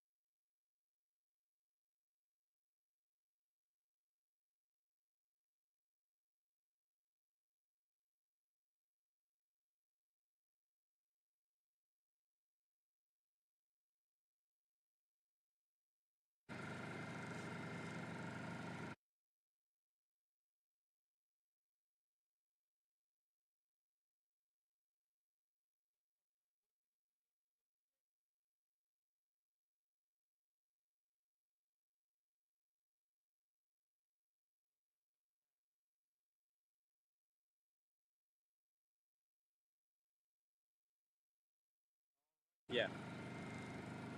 All right, here we go, getting ready to go green for 100cc Junior. We've got 2 drivers coming out here. Green, green, green. These 2 drivers, pretty distinct and separate talents here, but definitely will be some great experience for that 856 machine to run behind Remy a little bit here. As in the state of New Jersey, the juniors and the seniors do got to stay separate. So these 2 get to have the whole track to themselves, but that Tony Kart is doing a fantastic job actually for his first time today running out there. He's keeping up pretty okay, and he's doing a great job out there as he comes through the Bolton backstretch for the first time. Again, great to be here at New Jersey Motorsports Park for the NKC Fall Nationals. Absolute pleasure to be on Car Chaser. Again, my name is Matteo Giuliano. Remy Andrados is also running Tag Junior today. Did a fantastic job in that class and figured he'd get some run in here as well. As they're coming up now through 90 and the Cannonball Chicane. We're setting up for Masters and Senior up next. And the talk of the town has been, is the track going to dry? And if you already see there, that is a dry patch that is sitting there on that full chrome front stretch. So that, if that's an indicator of anything, that's an indicator that the track is slowly but surely drying out. Like I said, some drivers are going to be wanting it to rain more. Some drivers want it to dry out a little bit. Anything can happen.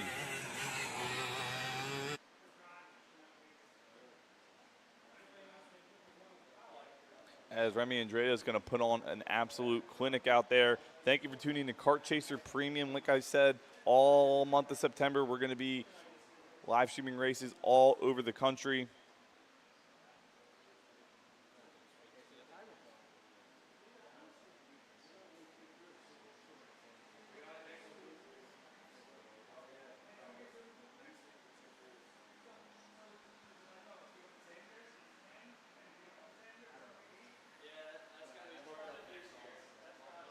That 856 machine still out there, and that's Charles Seabrook, who's getting his start in karting. He's really trying to find his way, getting started in the 100cc Junior. Going to try to see what kind of races he can run throughout the next few years, but this is a great place to get started, and definitely watch out for that driver. The other thing that was going on this weekend at New Jersey Motorsports Park, Fuel Fest. So a lot going on here at the track. And I don't know, every lap I see that patch dry up more and more. So if maybe, who knows, maybe running those dry tires are becoming more and more of a good decision as time goes on. Millville always has had up and down weather. The weather can change here in an instant as you kind of have that breeze coming in from the ocean. Even this morning, we thought it was going to rain all day. We thought we were going to have thunderstorms all day. We thought we were going to have another torrential downpour at 1 p.m., but that never happened. And the track is at the driest state it has been since the finals yesterday. So that's a lot of implications for the strategy that these drivers can play into the 2 finals later.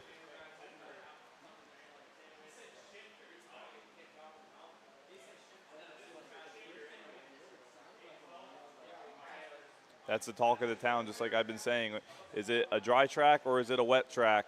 As it's a big, big difference in performance. Is it, if you can nail it, and maybe somebody can make the right call for what's about to transpire in these next 2 classes. But something tells me that it's going to be pretty dry out there, and it's going to be just dry enough to do some dry running. We had the 2 heats yesterday. We had the pre-final this morning to set up our main events. Thank you for tuning in to Kart Chaser Premium. Again, my name is Matteo Giuliano. Absolute pleasure to sit here and try to keep you guys entertained. And there's Remy up front. Looks like he kind of had a little bit of a moment there, but he's still hanging on.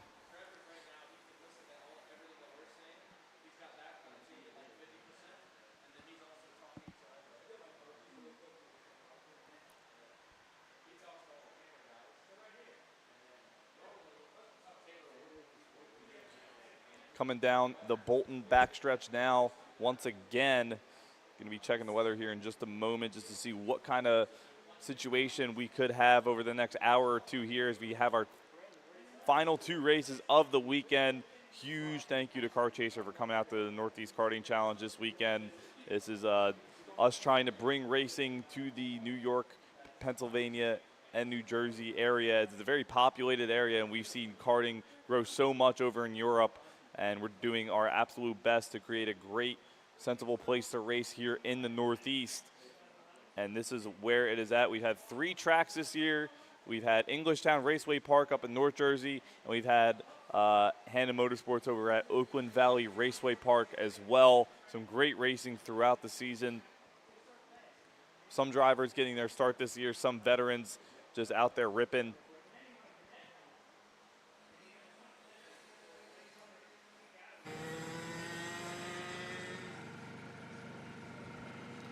And as I said before, Jeff Clyde was the winner of the pre-final in Tag Masters, so he's going to be looking to hang in there. But from what I've heard and the intel that I have, Chris McGinley is going to try to throw on a set of dry tires, and he's going to take a gamble. And if the track is dry enough and everything's good, he might be able to take a win this weekend. He was one of the drivers that opted out of the rain earlier, but he might come back. He'll have to start from the back, but he might be able to make his way through the field. As there's that 856 machine, Charles Seabrook, rookie out of New Jersey, was able to get him out on track. If you're watching, definitely get people involved in this sport. It is a great sport to be a part of, and it's a very exciting weekend to be a part of as well.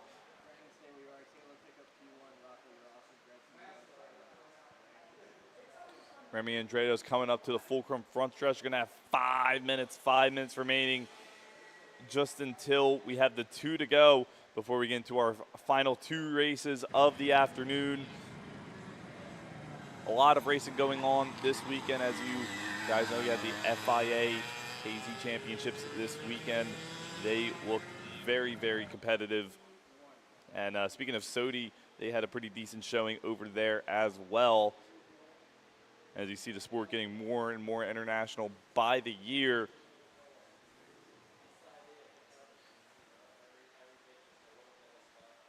Very fun weekend here at New Jersey Motorsports Park, as it's been an absolute pleasure to put together a great race weekend. I think these last 2 finals are going to be absolutely awesome to watch. So definitely stay tuned to Kart Chaser Premium for the rest of the afternoon so you can catch those 2 finals happening. There's a lot of gambling that could happen. The track conditions are kind of in between, so anything can fly, and we'll see how the weather transpires. It's going to be coming up to 4 minutes remaining.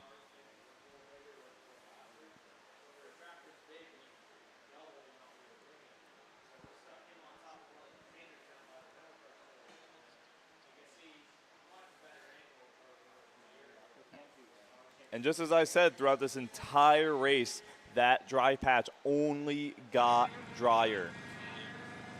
So the switch back to dry tires, MG yellow tires, is only becoming more and more likely as we keep going along, and as there's no rain in the air at the current moment.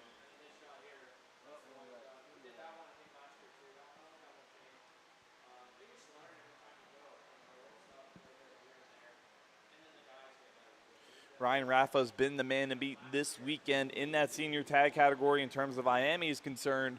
So it will be interesting to see if he can hang on. Track is only drying out more and more, and I remember drivers earlier that needed this track to be wet for their strategy, and that's changing. So they're going to have to adjust and make a decision within the next 10 minutes before they make the wrong decision, so drivers can try to make their way onto the podium.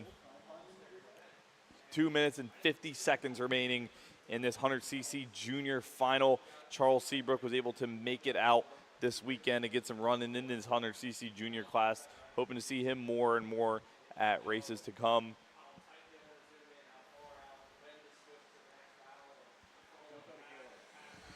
October 15th, 2023, we will be back at Englishtown Raceway Park for round number 6. So go to northeastkartchallenge.com if you're interested in staying involved in the series and getting into the karting program.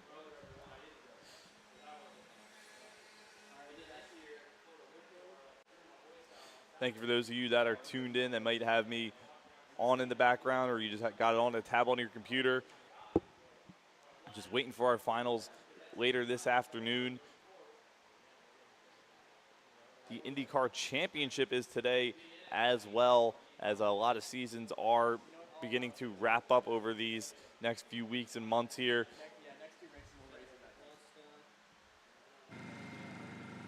And then there's Charles Seabrook there, and coming on to this front straightaway.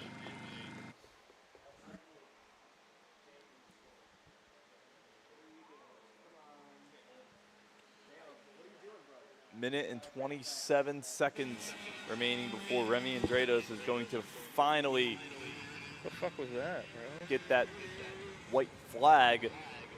Charles Seabrook starting the lap really good, though. He just had his fast lap of 1:22.803. So he really is not too far off of him here. And Charles Seabrook definitely putting on an impressive performance. I'm surprised he's even that close. But then just as I say that, Remy Andrados clocks in a 1:21.251, which is a pretty quick lap time. But 53 seconds, going to be getting 2 to go. This might be this time by. It's going to be pretty close coming to the line. Again, want to thank everybody that made their way out this weekend. Glad we were able to get some running today as we had the varying weather conditions, but it's been a blast for me. It's been a blast for a lot of the drivers here. And it's just been one of those weekends.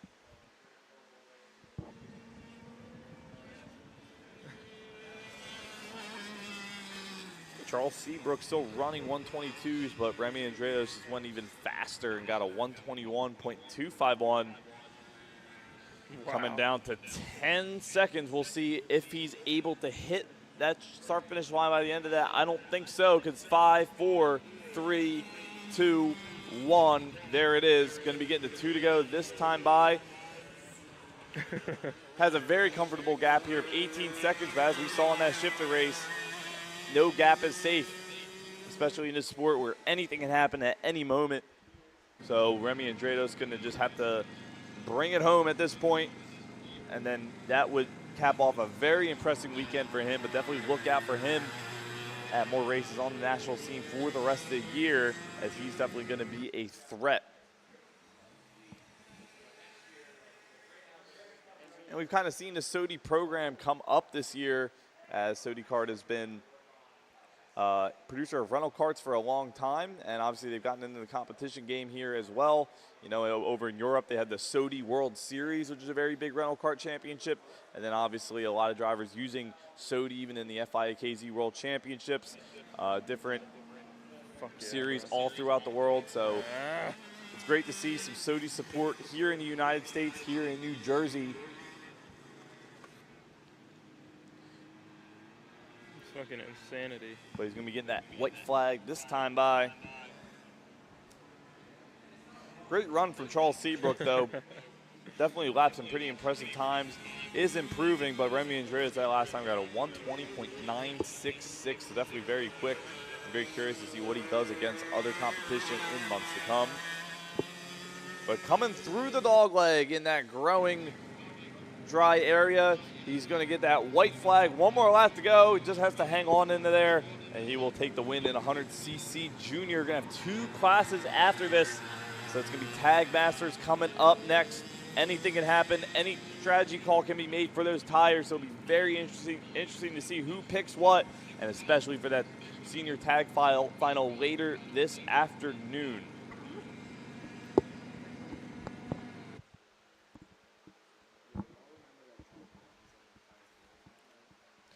Coming through light bulb, through the Bolton backstretch, Remy Andrados been all good, running absolutely fantastic in this session. But like I said, big shout out to Charles Seabrook for taking up the challenge. Hope to see him more and more as we continue to have races. But that sun is really starting to come out now, and that's only going to dry the track more and more and make slick tires more and more of a viable option now for drivers to switch to get the maximum pace they can out of themselves and the go-kart in these very crucial finals coming up. But coming up through the CMC back section, through the Cannonball chicane onto the Fulcrum front stretch, Remy Andredos, he was impressive earlier, and he's going to come down to the line now, and he will be able to take the dub in 100cc junior, and Charles Seabrook will be coming through in about 16 or 17 seconds. But besides that, that will wrap it up for 100cc junior. We have 2 finals coming up, 12 minutes each plus 2 laps. Going to be absolutely amplified competition. Here he comes right now, Charles Seabrook running P2. Final 2 races of the afternoon coming up next, only on KC Premium.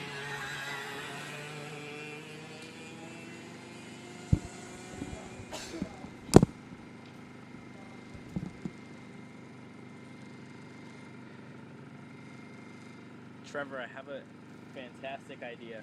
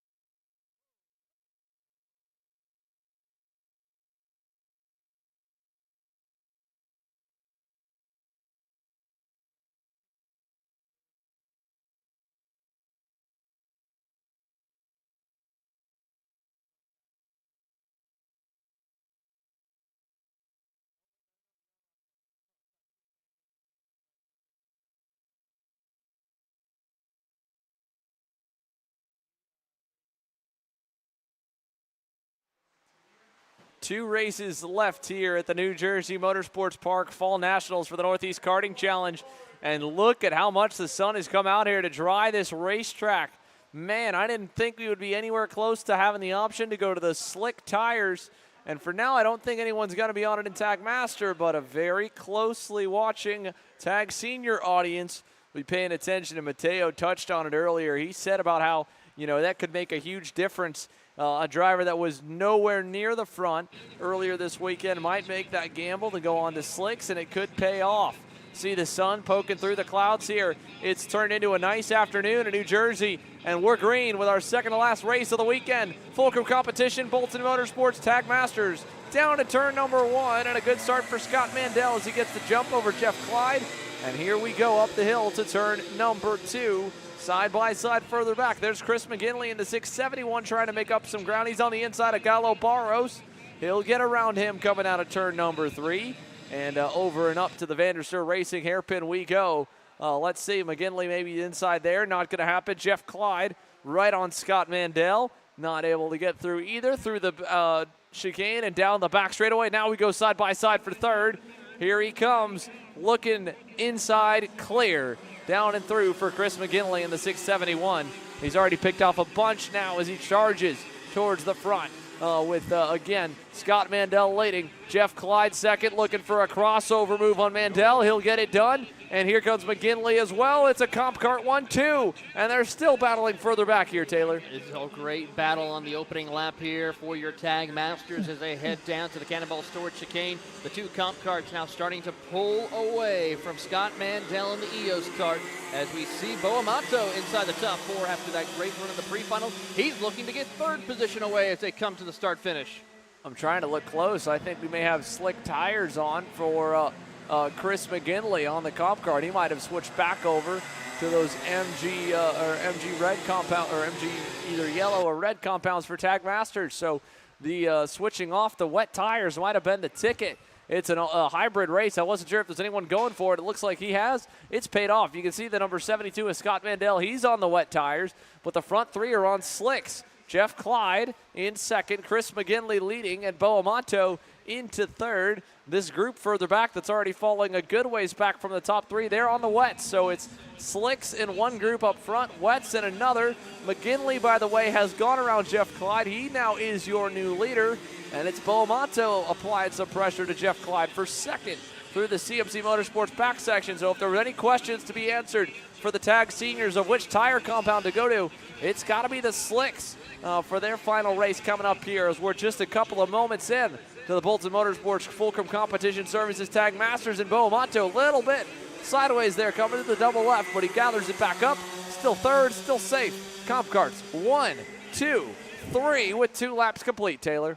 Great run here for the comp carts as they work their way around towards. Here we go. Bo Amato trying to see if he can show the nose, heading down into the full tilt racing turn number 1. But the comp carts are now trying to work together. But Amato looks to the inside as they climb up the hill, and he will move up to P2 in that number 14 comp cart. Yeah, nicely done for Bo Amato there. So he takes over second, and he's unfortunately lost some time to Chris McGinley, but look who is, he's charging up to him. I didn't think McGinley had that much, or that little of a gap, even with the pass made. Bo Amato on the move here in the Tag Master class. So Bo Amato already around Jeff Clyde, and granted, it shouldn't be too much of a surprise. He was the fastest on the racetrack by 4/10 last time by over Chris McGinley, who got that rocket ship start. But Bo Amato with the actual rocket ship under the hood, coming to put 4 minutes complete plus 2 laps here in the main event. Chris McGinley leads us to the S's here in this 3-car late pack. The update further back, it's not really changed all too much. Scott Mandel, Gallo Barros, Kevin Udasco continuing to fall backwards on the wet tire choice. Down the front stretch, McGinley over Amato. Amato 2/10 better that time with a pass made on Jeff Clyde. What a drive for Bo Amato in that number 14 as he makes the charge up to the top of the hill. We see Chris McGinley still holding strong, but just keeping pace, not really beating him on the lap times at the moment, but still just trying to make sure he can mine the gap between the two of them as they climb the way up to the VDSR light pole turn. And there you see Bo Amato gives another great run, but McGinley also right there in the mix. Yeah, Chris McGinley, at least this time, looks like he's a little better. He's picked up the margin back up on Bo Amato to pull back away. So now we're watching them spread apart. Here's a look further back at Scott Mandel and Gallo Barros chewing up the MG wet tires. The track definitely dry, and unfortunately for them, those tires are only going to get worse and worse as this race trudges on. We're not even to the halfway marker yet. I don't know if any of them may opt to pull in early. It looks as though we don't have Joe Kornatzer or a number of the drivers that were on the Tag Master list yesterday. John Baldessere, Dallas Hoff, Evan Connolly, Kevin Hudasco, then these two, Gallo Barros and Scott Mandel. Granted, part of the reason they're not pulling is, oh no, Gallo Barros around, looked high, then low, then just barely dipped the right sides into the grass, coming into that double left, and he spins it out of 5th overall, but more importantly, I believe that was the lead in the X30 class, and now he may fall a little further down the order if we have any other X30 power plants still on the circuit. Rotax 1, 2, 3 up front with McGinley versus Amato versus Clyde. And look at Bo. Another good lap's got him close again for the lead. He's 2 car lengths back through the chicane. Yeah, only 9 karts out on the track right now compared to about the 21 that was supposed to take part in today's action, but still great race between your top two as McGinley and Amato trading fast. Oh, trouble for Amato. He'll hit the barrier. Oh, no. Bo Amato out of there out of second. He's able to get back going. Clyde gets by. Man, What a race so far. Just a contact with the walls are off everywhere so far here in Tag Masters. It just shows that there is still a little bit of wet spots out on the circuit if you're not careful of where you put your car. We see right there, as we saw McGinley heading into the full tilt racing turn number 1, a small puddle right there. So if you're not careful in where to place your cart on the track, you could end up like what just happened to Bo Amato. Yeah, Bo Amato right there coming out of turn number 1 in the 14. He's, now unfortunately about 4.5 seconds back from Jeff Clyde. The good part is he was about a second a lap quicker than him right before the crash. So if Bo Amato can put some good laps together with enough time left, he should be able to get back to Jeff Clyde and back around him. As for Chris McGinley, though, that's going to pretty much safely seal him out in front and in the lead. And for these guys here, 30 seconds back from the lead and only fading worse. They were another 9 seconds slower last time by. Scott Mandel, Kevin Hudasco on the racetrack there, 4th and 5th. Evan Connolly, 6th. Gallo Barros falls back to 7th, just ahead of Dallas Hoff in 8th. As they head out of the Vanderster Racing hairpin and down that Bolton Motorsports back straightaway with 4.5 minutes plus 2 laps to go. Just there, I mean, look at that. The leader just went by there on the double right. That's how far ahead Chris McGinley is from the drivers that went on the wet tires. And, I mean, there is hardly any standing water left on this racetrack, Taylor. Yeah, there's only a couple of small spots, probably those areas where we saw drivers like Bo Amato and, of course, for Gallo Barros went off earlier on. And then, of course, what we saw on the front straightaway heading into turn 1. But other than that, it is a dry racetrack. So for our tag seniors, it's better to go ahead and put those dry weather tires on. Yeah, I mean, as they come to the Cannonball Storage Chicane, not only will they be on dry tires, but this is exactly what we kind of talked about earlier in the day. That, the rain was kind of off and on in the morning. The track never really dried up. Even with everybody, building some heat into it, driving on it, all the warm-up, all the pre-finals, into those first 2 main events, we never really got much track progression. Maybe a little bit less standing water. As soon as that sun came out, started baking this race surface, driving up the track temperatures and the surface temperatures. I mean, that's what has absolutely changed the progression. And we've gone from a fully wet racetrack probably no more than an hour ago to now almost fully dry. For sure, the dry tire, the one to go with. And in terms of tires and what to go with for Tag Senior, let's ask the man that was the fastest driver all weekend, who has won both heats and now the pre-final. Matteo Giuliano is down with Ryan Raffa. Here with Ryan Raffa. I see you were on slick tires, and that is definitely the move to go, as we saw 7 seconds gain from the Masters class. Dry track now, shouldn't be too much wet left. What are you going to try to do to defend your win? I mean, it's going to be tricky. The Boston Massacre in the back half of the track, at least I think it just doesn't dry quick. I don't know. Experience over the years. The only 2 together. It's going to be a hard-fought race. Max is pretty good in mixed conditions, and who knows what else will get up there. So it's not over yet. You heard that from the man himself. He absolutely dominated this weekend so far, but anything can happen. And like I said, that Boston Massacre section can still remain wet. Back up to you guys to get more updates.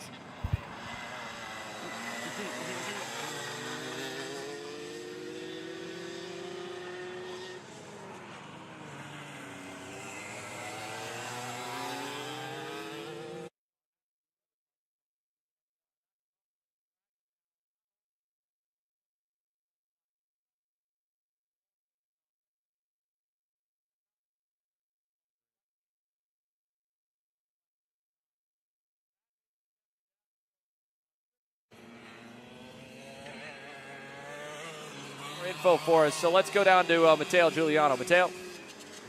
I'm here with Max Taylor.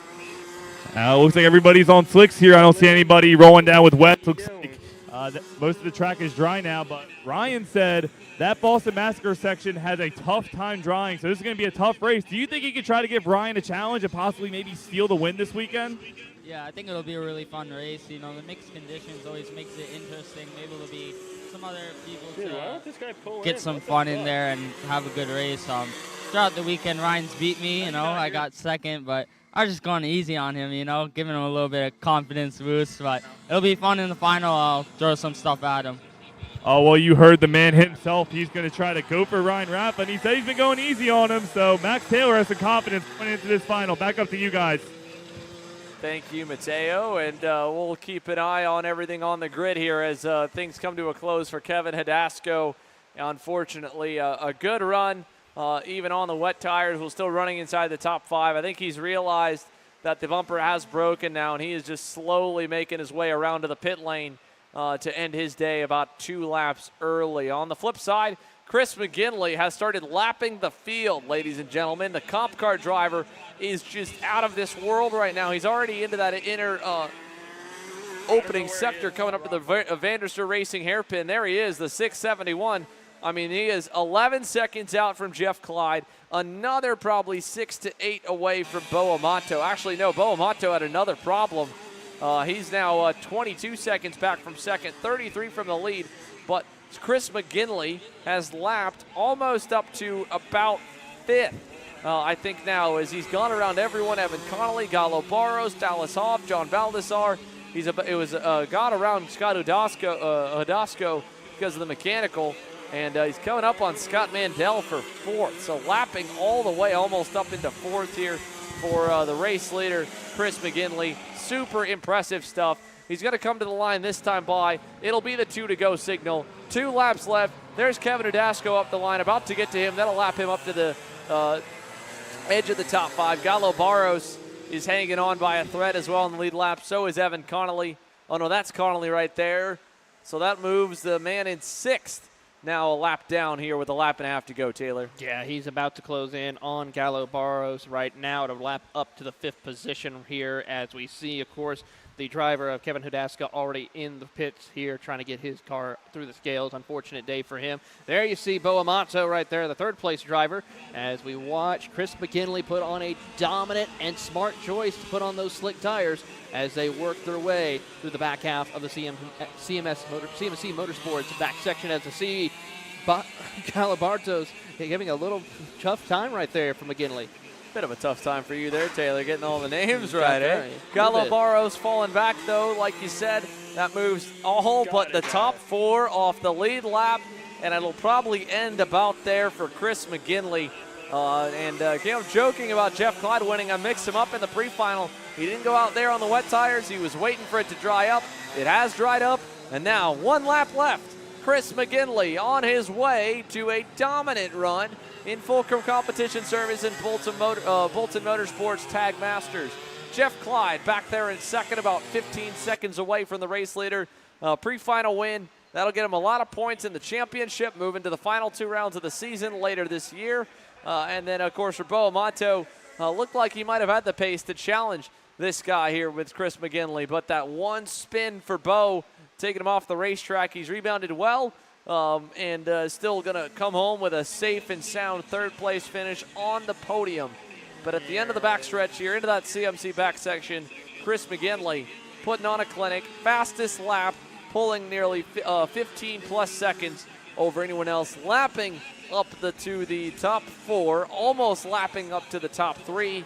Pick the right tire, set the standard, put everyone on notice in Tag Senior of what rubber to run, because he has been by and large the fastest.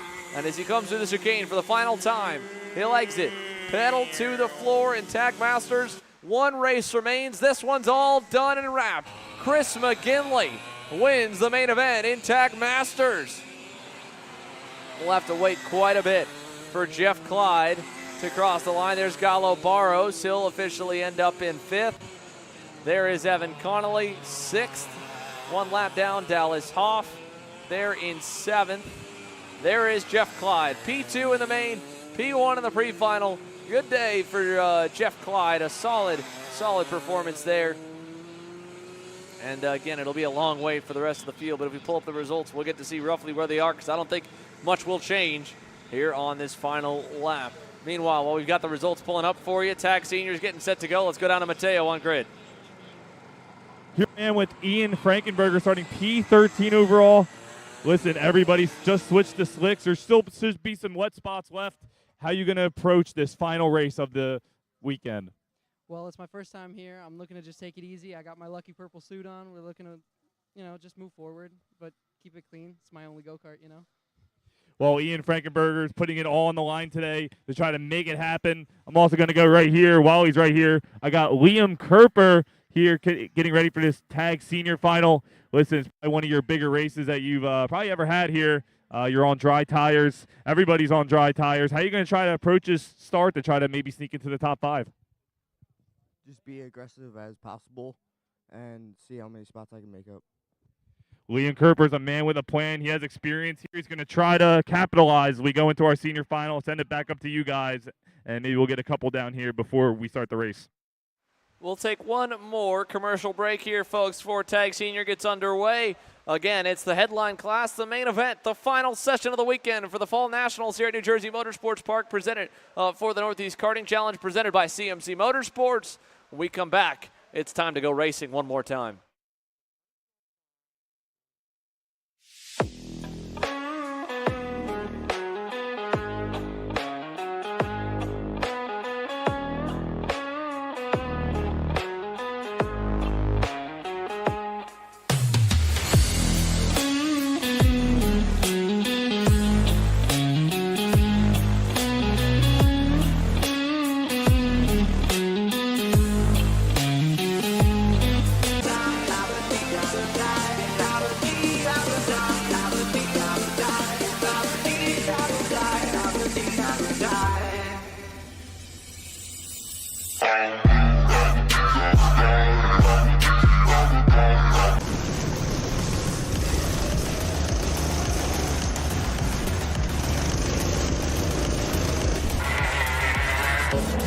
Want to experience a thrill of high-speed go-kart racing? Well, we got you covered, because here at Full Tilt Racing, we provide racing opportunities all the way from outings racing our rental karts to our high-performance competition racing karts. We offer track support at Northeast Karting Challenge events, as well as other high-level races around the country. Visit our website and reach out to get on track now. Hi, I'm Frank from Gabriel Sports Car, owner and operator of Gabriel Sports Car. We're proud to be part of the Glasseret family. We're capable of doing everything from a rotisserie restoration to painting. All things are possible here with Glasseret products and Gabriel Sports Car's knowledge. When we're done with your vehicle, with the Glasseret products and the passion that we have, it'll look better than showroom condition.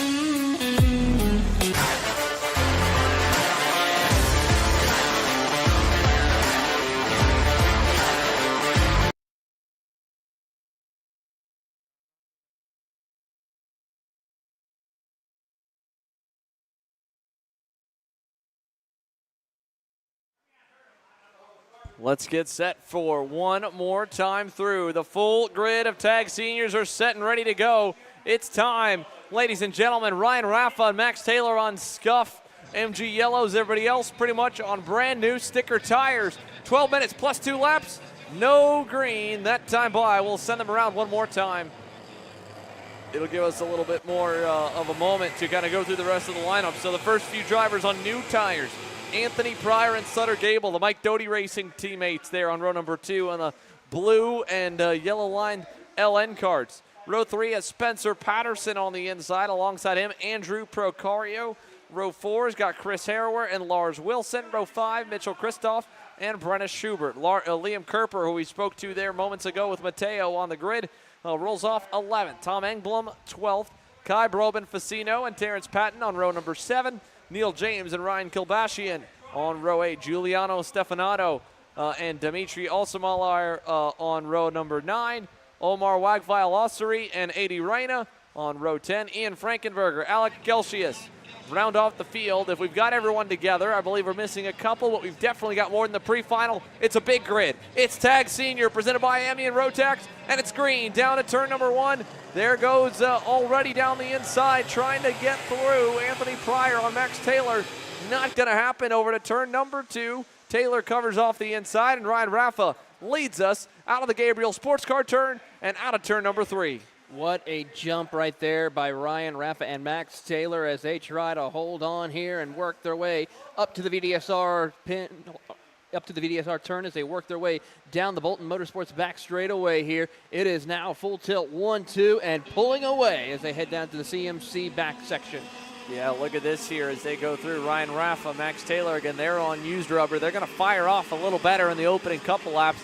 After that, you would think that the wear on those used MG Yellows would be significantly worse than everybody else in the field. So we'll see if that levels the playing field enough to allow more drivers to contend. How about Spencer Patterson? What a start for the Comp Car driver. He's up to 5th. He's digging for more. All over the rear bumper of another one of the LN carts. I think that's Sutter Gable as they bounce over the chicane and head on to the back straightaway. Oh, problems. That's Patterson. Spencer Patterson right on cue. Oh, man, the 367 is out right as we called on him. And now here's Sutter Gable going side by side with Anthony Pryor. That's for 3rd. He'll get clear on his teammate down to turn number 2. Beautiful pass right there by Sutter Gable as he works his way through up to the top of the hill. The 2 LN carts will work their way to try to see if they can hunt down your top drivers here. As Sutter Gable's Ryan Raffa, he's still pulling away with Max Taylor right there in the middle. Yeah, Max Taylor still a good lap for him and for Ryan that time, opening the gap. In fact, the two of them are still battling amongst each other. Well, not yet, but they will be soon. But again, that opening couple laps on new tires, that's when they're a little bit slow. They don't have the grip until you burn them in a little bit. That's what's happened now for Anthony Pryor and Sutter Gable. So I'm curious if this lap will be better for 3rd and 4th than the race leaders, knowing they've got the sticker tires. You can see the gaps coming down. I would imagine they'll be close enough to start challenging them here in a lap or 2. Look at this across the line. Taylor's faded back, but more than anything, Pryor's caught up. Lap times, 109.7s for the top for Rafa, 109.5 for Max Taylor, and a 109.1 for Sutter Gable, who is rolling right now over to turn number 2. Really trying to pick up the pace here to go and hunt down your top 2 with Sutter Gables. Anthony Pryor stuck in the 4th spot, not able to make up the ground he needs to catch up with your top 3 as they go up to the top of the hill here at the VDSR hairpin and make their way down to the Bolton Motorsports back straightaway here. Oh, a little bit of a bobble right there for Sutter Gable as he tries to gather it back up. Anthony Pryor with the big mistake there out of the VDSR hairpin. Gable still closing, not as much as Taylor has on Ryan Raffa, but Anthony Pryor slipping backwards here. Sutter Gable on the charge, and Max Taylor. What does he want to do with Ryan Raffa? Knowing the two of them are on older tires, if they fight, that kind of really just opens the door for Sutter Gable and company to, drive away from them and get on by. But if he, plays it as he had all weekend where they've been on level terms between himself and his mentor Ryan Raffa, well, then Ryan's just going to drive away. So if you're Max Taylor, you heard him in the interview. He said, I'm ready to throw some stuff at him. He went in deep there to turn 1. I thought he might have been close enough to dive him there. Not close there. Not really close enough in turn 2 either. Maybe a good exit out of this infield section. He'll be able to get him in the Vanderstur Racing hairpin because he was right there. A little love tap in the center of turn 2. Up the hill. No, I don't think so. Close enough either. And Raffa as well, staying a little bit narrow to keep his protege behind him for the time being. Lap time-wise, they evened back out to Sutter Gable last time. No, here comes Taylor. Big run inside, backstretch, clear for the lead. Max Taylor takes over. Raffa back to the inside, not enough there in the back section. Raffa tried to send it in there, but could not make it stick. Max Taylor, your new race leader here in your Miami Rotex Tag Senior category. As they come out of the back sector, that full throttle straightaway with the removed chicane. This is what I'm curious about. Does that open a passing opportunity into that left or into the chicane? Either way, it keeps the speeds a whole lot higher.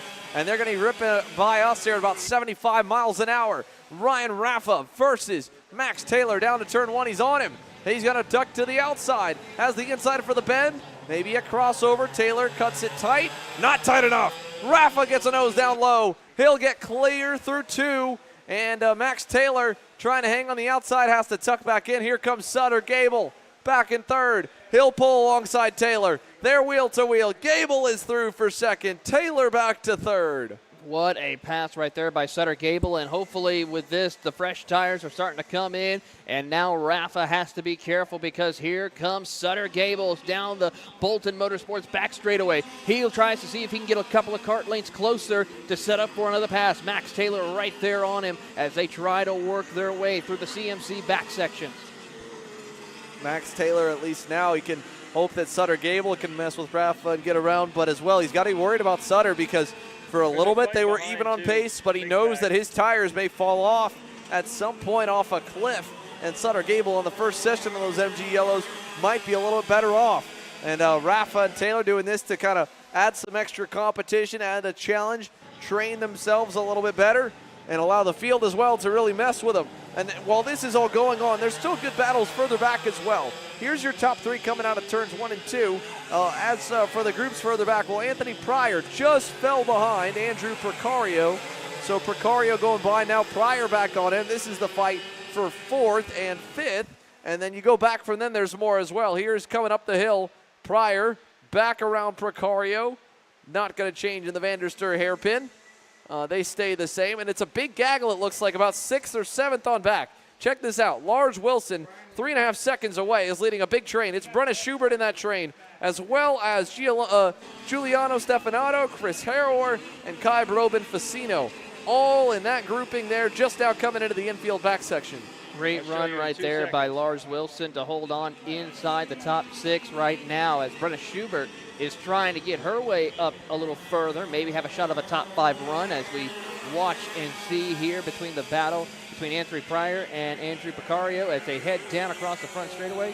And we pick up our race leaders here as they work into turn 1. Max Taylor to the outside, trying to take the long way around, but Sutter Gable holds strong. Crossover for Max Taylor to the inside. Clear and through, but they've allowed Ryan Rafa to get further up the road. And as soon as Ryan's been able to get the lead, no one's been able to catch the silver bullet. The 353 is out front by a little bit over a second right now as they climb the hill over at the Vanderster hairpin. Look at that midfield fight. They're going back at it again. Schubert now has gone around her teammate in Lars Wilson. Chris Harrower is right there, high and low, trying to set up a run down the back straightaway. And looking on is going to be Giuliano Stefanato. Hands in the air from Giuliano, not sure what for. Check it out. That's another pass. That is going to be Wilson by on Harrower using the extra power of the X30. We got problems there. That's the Full Tilt Racing 364. Oh, man, that's Tom Engblom. He's out. He was 13th last time by. Tom Engblom's day comes to a close. 4 minutes plus 2 laps to go. Harrower now behind his fellow comp cart in Giuliano Stefanato. Giuliano is up 8 spots, now make it 9 gained on the day here. He started tail end of the field. Right behind him is Kai Broben Facino. Harrower just kind of stuck around the edge of the top 10. That's all behind the top 3. That's right here. Look at this. Harrower back by Stefanato, back to the inside. And the difference in power, and there's problems with Brenna Schubert. Schubert is off in the Team Ferris Racing Pride Kart Racing Team colors. The 997 comes to a halt at the outside of turn 1. There's a look at the 364 of Tom Engblom. We're losing them like flies here in the second half of this main. And your update up front, well, Max Taylor last time by 3/10 slower than Ryan Rafa. But last time was when he was having to fend off the pass from Sutter Gable. So let's see this time. Is Max Taylor making up any ground on the 353 of Ryan Rafa? They'll come out of the Cannonball Storage chicane here in a moment and head on the front stretch with just probably about 2.5 minutes plus 2 laps to go. All in all, that's probably going to be 4 pushing 5 laps left on the session. Here they come through the dog leg to the front stretch. Rafa over Taylor. What's the gap? Rafa gave up 2/10. Max Taylor now down to just under 9/10 of a second back from the lead, Taylor. Could we see another side-by-side battle for the lead in the closing 2 laps here of this race? We saw it multiple times here today already in multiple classes as the field works their way up to the top to the VDSR hairpin, and now we're seeing Sutter Gable get back into the mix. Sutter last time by just only tied with Ryan Rafa. Max Taylor currently has trouble for one driver, the 944 off the circuit. Liam Kerper is out. That's another one gone. He was inside the top 12 or so, and the day just gets worse for wear for Liam Kerper. Ryan Raffa coming to 2 minutes, less than 2 minutes plus 2 laps to go here. This will be again about probably around 4 laps to go, I think. By the way, the time looks at this one, they're running right around 1 minute lap times, 1 minute 5s to, or 1 minute 8s to 1 minute 9s. So with less than 2 minutes on the clock, this will be 4 to go. Next time 3, 4 laps left for Ryan Raffa to hang on used rubber. Max Taylor still right there in second. Sutter Gable in third as they come down the front straightaway.